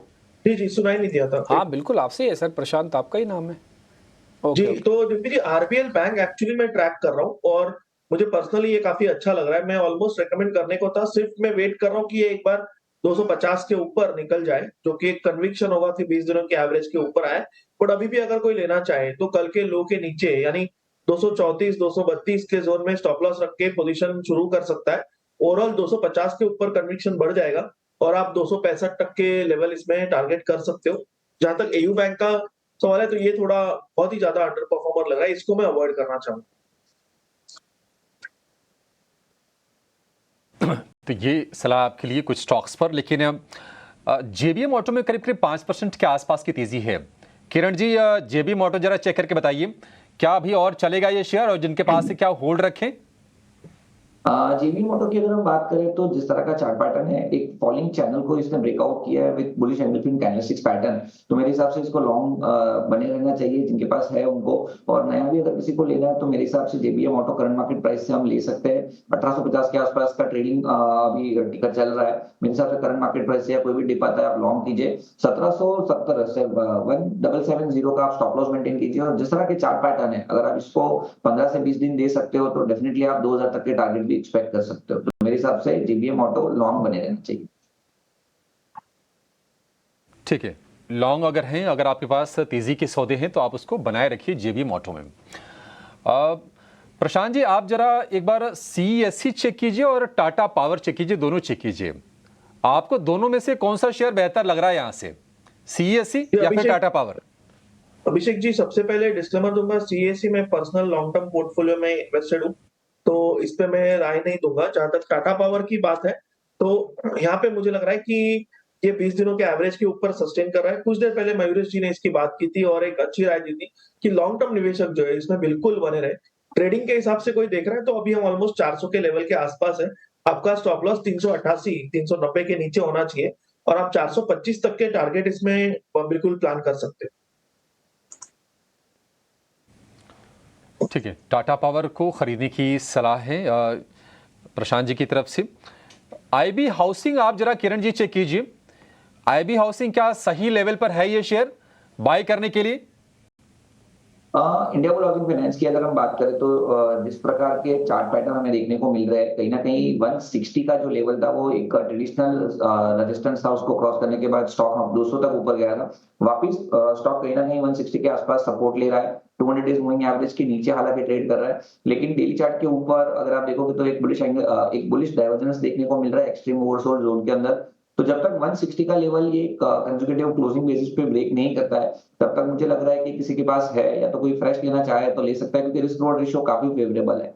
तो 160 के नीचे का आप closing basis stop loss maintain कर सकते हो और आप लॉन्ग करके जा सकते हो। ऊपर में कहीं ना कहीं 185, और जैसे ही 185 का लेवल क्रॉस होता है 200 तक के टारगेट आपको देखने को मिल सकते हैं India bull housing finance. IB housing पर ये भी, लेकिन बाजार की तेजी और बढ़ गई है। 22,200 की बात हम कर रहे थे थोड़ी देर पहले, लेकिन अब 22,300 को भी पार करके निफ्टी करीब 191 अंक ऊपर। तो शुरुआत थोड़ी सी शांत हुई थी, और शांत शुरुआत के बाद अच्छी चीज़ होती है कि आपके पास मौके बन जाते हैं, और वो इस मौक़ों का लोगों ने फ़ायदा उठाया है और अब 22,300 के ऊपर निफ्टी कारोबार कर रहा है। निफ्टी बैंक की बात करें तो 425 अंकों की शानदार तेज़ी है, 47,150 के ऊपर जाकर कारोबार कर रहा है। और HDFC bank, ICICI bank, SBI, ये जो तीनों के तीनों जो वेटेज के हिसाब से जो बड़े शेयर हैं निफ्टी बैंक में, वहाँ से आज हम बढ़िया प्रदर्शन देख रहे हैं। ICICI बैंक में करीब 1.5% के आसपास की तेज़ी है और 0.25% के आसपास की तेज़ी है HDFC बैंक में। किरण जी, आप जरा बैंकिंग स्टॉक्स देख के बताइए, दिग्गजों में मौके कहाँ आपको दिख रहे हैं? जो 3 नाम लिए उसके अलावा भी अगर आपको कहीं नजर जा रही है वो भी आप बता सकते हैं। सो ओवरऑल बैंकिंग के अंदर जिस तरह का मोमेंटम हम देख रहे हैं कि PSU बैंक में काफी समय से हम अच्छा लॉन्ग टर्म के हिसाब से एक अच्छी बाइंग देख रहे हैं। कहीं ना कहीं प्राइवेट बैंक में भी वो चीज हमें देखने को मिल रही है। तो प्राइवेट बैंक में हमको जो बैंक पसंद आ रही है वो कहीं ना कहीं कोटक महिंद्रा बैंक है। कोटक महिंद्रा बैंक का आप डेली चार्ट देखोगे तो वहां पे एक inverted head and shoulder pattern बना हुआ है। हालांकि स्टॉक अपनी 200 दिन की मूविंग एवरेज के नीचे, तो एक रेजिस्टेंस जरूर है, लेकिन stock 150 and 20 days moving average के ऊपर है। एंड जिस तरह का ओवरऑल चार्ट पैटर्न है, रिस्क रिवॉर्ड रेशियो में काफी फेवरेबल लग रहा है। सो कोटक बैंक में कोई भी डिप आता है 1770 1760 तक तो हमें लॉन्ग करना चाहिए। 1750 का आप एक स्टॉप लॉस मेंटेन कर सकते हो। और जिस तरह का ओवरऑल चार्ट पैटर्न है, एटलीस्ट ऊपर में 1820 से 1840 तक की एक टारगेट एक्सपेक्ट कर सकते हो। सो ओवरऑल रैंकिंग में जिस तरह से प्राइवेट बैंक स्ट्रांग हो रहा है, हमारा प्रेफर्ड पिक कोटक बैंक रहेगा। ठीक है, देखते ही देखते निफ्टी ने 22,300 के लेवल को भी पार कर लिया। ब्रेकिंग के तौर पर आप नीचे भी टिकर पे अपनी स्क्रीन पर देखा करेंगे इस खबर को। और ज़बरदस्त मूव आज मार्केट, आज जिसे कहते हैं ना टिपिकली एक्सपायरी फैक्टर। अच्छा, ये जो 180 पॉइंट है ना, 80 पॉइंट ही खुला था, उसके बाद इसने 100 पॉइंट जोड़े हैं। और ऐसा नहीं कि रिलायंस चला रहा है इसको, HDFC चला रहा है, इसका आज एक छुपा रुस्तम दोस्त निकल के आया सामने, जो काफ़ी दिनों से इसके साथ में नहीं था। वो है IT। आज IT के 2 मेजर प्लेयर TCS और इन्फोसिस, वो बाकायदा डेज हाई पे काम कर रहे हैं। इन दोनों की वेटेज बड़ी काम की है, और आप IT इंडेक्स को भी देख पा रहे हो, वापस डेज हाई पे है। ये आपको TCS दिख रहा है स्क्रीन पर, और साथ ही दिखाई जरा इन्फोसिस भी। तो ये क्या कर रहा है ना, ये आपको एक्स्ट्राऑर्डिनरी जंप दे रहा है और आपको सीरीज के टारगेट लगवा रहा है। देखिए कितनी तपस्या की आपने पूरे 20 दिन तक, आपने ये बात बोलते रहे ना कि 21,800 का स्टॉप लॉस लगा के बैठे रहो, आपको 22,200 तक मिल जाएगा, 250 350 मिल जाएगा।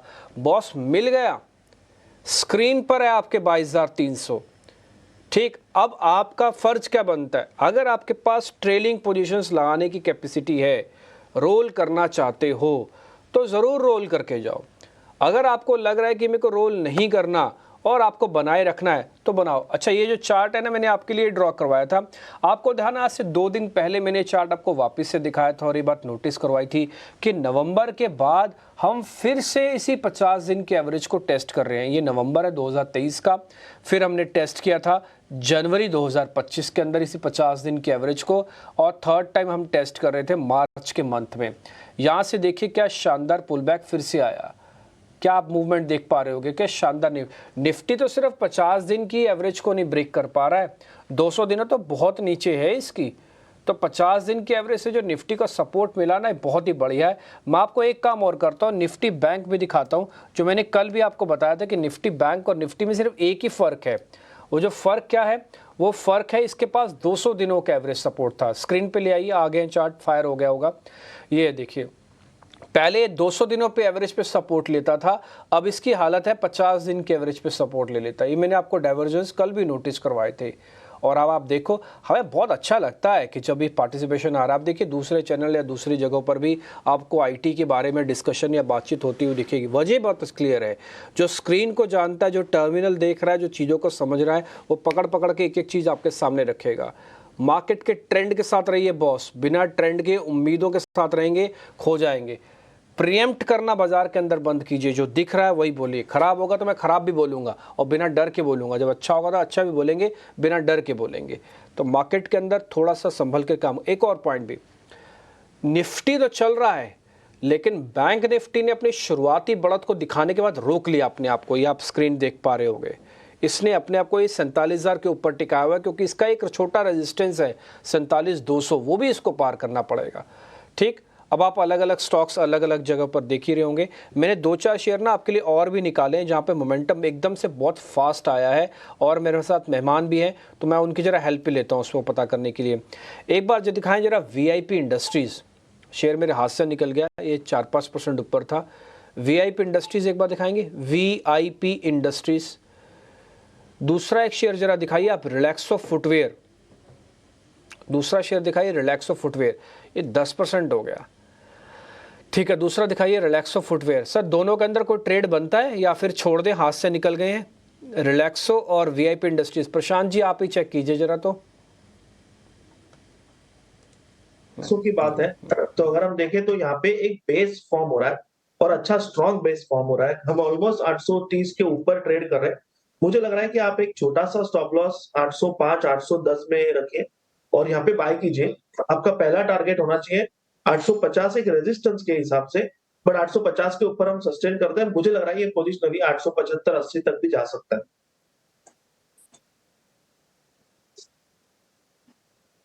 डन। अब हमने आपके सामने रख दिया। अब नीलेश जैन को जोड़ने का वक्त आ गया। ऑप्शंस का ट्रेड भी आपको बता देंगे, और मैं बोलूँगा अगर आपको ऑप्शन शिफ्ट भी करने हो ना, तो ये ऑप्शंस भी ज़रूर चेक करना। नीलेश जैन का स्वागत कीजिए ऑप्शंस के चैंपियन के स्टिंग के साथ।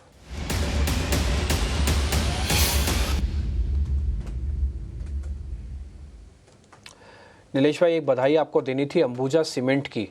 मेरे को ध्यान है शायद आपने हमको एक कल कॉल दी थी अंबुजा वाली, और 610 की स्ट्राइक की कॉल थी। मैं ठीक हूँ? यही था ना आपके 610 की स्ट्राइक की कॉल थी ना? बिल्कुल डिम्पी जी, 610 की कॉल थी। पहला टारगेट अचीव हो गया है, दूसरा टारगेट अवेटेड है, बट जिस हिसाब से मोमेंटम है ऐसा देख के यही लग रहा है कि अप्रैल सीरीज का कॉल है, तो सेकंड टारगेट भी अचीव हो जाना चाहिए। बहुत ही बढ़िया, शानदार। ये इसलिए मैं कहता हूँ कि ऑप्शंस का ट्रेड आपको कहीं नहीं जाना है, आपको सिर्फ यहीं जुड़ जाना है। हम कोशिश करते हैं 1 से 2 ही ट्रेड रखें आपके सामने, लेकिन जो ट्रेड आए वो पक्के आएँ, काम के आएँ। नीलेश भाई, थोड़ी आपकी मेरे को लग रहा है मुश्किल भी बढ़ेगी, क्योंकि मार्केट ने एक राउंड की तेज़ी भी दिखाई हुई है अभी। तो ज़रा देख के बताइए कौन सा ऑप्शन ज़्यादा ठीक है इस समय? बिल्कुल, देखिए खरीदारी पे अभी भी फोकस बना हुआ है। कल भी हम जुड़े थे, हमने कहा था कि निफ्टी में आउटलुक अभी भी पॉजिटिव है और एक शॉर्ट कवरिंग आज बनती हुई नजर आ रही है। तो स्ट्रक्चर मजबूत है, तो दिग्गज स्टॉक्स के साथ बने रहना चाहिए। मार्केट की वॉलेटिलिटी में कहीं ना कहीं कंफर्ट दिग्गज कंपनियों के साथ आ रहा है। तो L&T ये एक पर्टिकुलर काउंटर है, आज एक अभी फ्रेश ऑल टाइम हाई इस पर्टिकुलर काउंटर ने लगाया है और काफी अच्छा कंसोलिडेशन का ब्रेकआउट है। तो मोमेंटम अच्छा है। अप्रैल सीरीज में ये मोमेंटम कैरी फॉरवर्ड होता हुआ नजर आ रहा है, इसीलिए अप्रैल सीरीज का ही कॉल ऑप्शन 3740 का इसे खरीदने की सलाह होगी। पिछले कुछ एक मिनटों में एक स्पर्ट एकाएक यहाँ पे जरूर देखने को मिला है, बट थोड़ी सी डिप मिले तो इसे लॉन्ग करें। सबसे पहले करंटली 105 110 की रेंज हो चुकी है इसकी, और स्टॉप लॉस यहाँ पे रखना होगा 81 रुपीज का। पहला टारगेट 120 का था, दूसरा टारगेट 140 का था। मैं कहूँगा यहाँ पे एक और टारगेट लगा सकते हैं 160 का, तो तीसरा टारगेट 160 का लगा के L&T के 3740 के कॉल ऑप्शन को लॉन्ग करने की सलाह होगी। इन टर्म ऑफ अगर हम रुपीस देखें तो इसका लॉट साइज जो है वो है 300 रुपीज का। तो इन टर्म ऑफ रुपीज 6000 तक के रिस्क बन रहे हैं एंड 12000 के रिवॉर्ड बन रहे हैं। इनफैक्ट अगर तीसरा टारगेट 160 अचीव होता है तो यहाँ पे 9000 तक के भी रिवॉर्ड अचीव होते हुए नजर आएंगे। तो L&T एक प्रीफर्ड बेट होगी अप्रैल सीरीज के पॉइंट ऑफ व्यू से, और काफी अच्छे रोल ओवर डेटा भी अभी तक के बनते हुए नजर आ रहे हैं यहाँ पे। ठीक है नीलेश भाई, जब आपने टारगेट्स को इम्प्रूव किया है, 120 वाला मैं हटा ही देता हूँ ना, फिर 140 और 160 कर देता हूँ। आप मेरे को स्टॉप लॉस रिवीजन करवाओगे या स्टॉप लॉस वही रखें 81 रुपये का जो आपने दिया है? देखिए 81 रुपीज का स्टॉप लॉस है। अगर ये 120 के ऊपर निकलता है तो डेफिनेटली यहाँ पे स्टॉप लॉस को रिवाइज करके 95 रुपीज पे ले आना है, बट फिलहाल के लिए 81 रुपीज का ही रखना है। हो सकता है थोड़ी सी मार्केट वॉलेटिलिटी में फिर से 105 के नीचे ऑप्शन मिल जाए, बट मैं कहूंगा कि अगर 120 के ऊपर निकलता है तो डेफिनेटली यहाँ पे 95 का स्टॉप लॉस रिवाइज करके रख देना चाहिए। ठीक है, तो ये थी आज के लिए आपके लिए कमाई की रणनीति। बहुत बहुत शुक्रिया नीलेश ये हमारे लिए लाने के लिए। पर आपको साथ ये भी बता दें कि FNO सेगमेंट बेहद रिस्की है और यहाँ पे 10 में से 9 ट्रेडर्स को नुकसान ही होता है, और ये एवरेज नुकसान जो है लगभग 50,000 रुपये का होता है। तो अपने रिस्क को ध्यान में रखते हुए तभी आप इस ट्रेड में एंट्री लीजिएगा और साथ ही स्टॉप लॉसेस का ध्यान खास तौर से आप रखिएगा। पर इस बीच मार्केट्स में ज़बरदस्त तेज़ी तो है ही, इसमें कई सारे काउंटर्स भी एक्शन दिखा रहे हैं। आपसे आपको एक बार फोकस कराना चाहेंगे कई सारे बैंकिंग नेम्स पे, जैसे कि IOB जहाँ पे करीब 3% की तेज़ी है, यूनियन बैंक यहाँ पे भी एक अच्छा एक्शन है, यूको बैंक में भी लगभग 3% की तेज़ी है। प्रशांत, कोई PSU बैंकिंग स्टॉक जो कि आपको फ़िलहाल पसंद आ रहा हो, क्या यहाँ पे कोई फ्रेश नज़रिया बन रहा है? जी सृष्टि, यहाँ पे काफी दिनों से एक स्टॉक जो मेरे रडार पे है वो है यूनियन बैंक, और ये करीबन 150 के ऊपर सस्टेन तो कर रहा है, बट मैं वेट कर रहा हूँ कि ये 155 के ऊपर क्लोज हो, 155 के ऊपर। तो मेरी सलाह होगी रडार पे रखिए, 155 के ऊपर अगर क्लोज हो तो इसको 145 148 स्टॉप लॉस से बाय कीजिए, और आपका जो टारगेट होना चाहिए वो होना चाहिए 175 175। 5 का टारगेट अगर 155 के ऊपर क्लोज होता है तो यूनियन बैंक पे आप रखिए नज़र।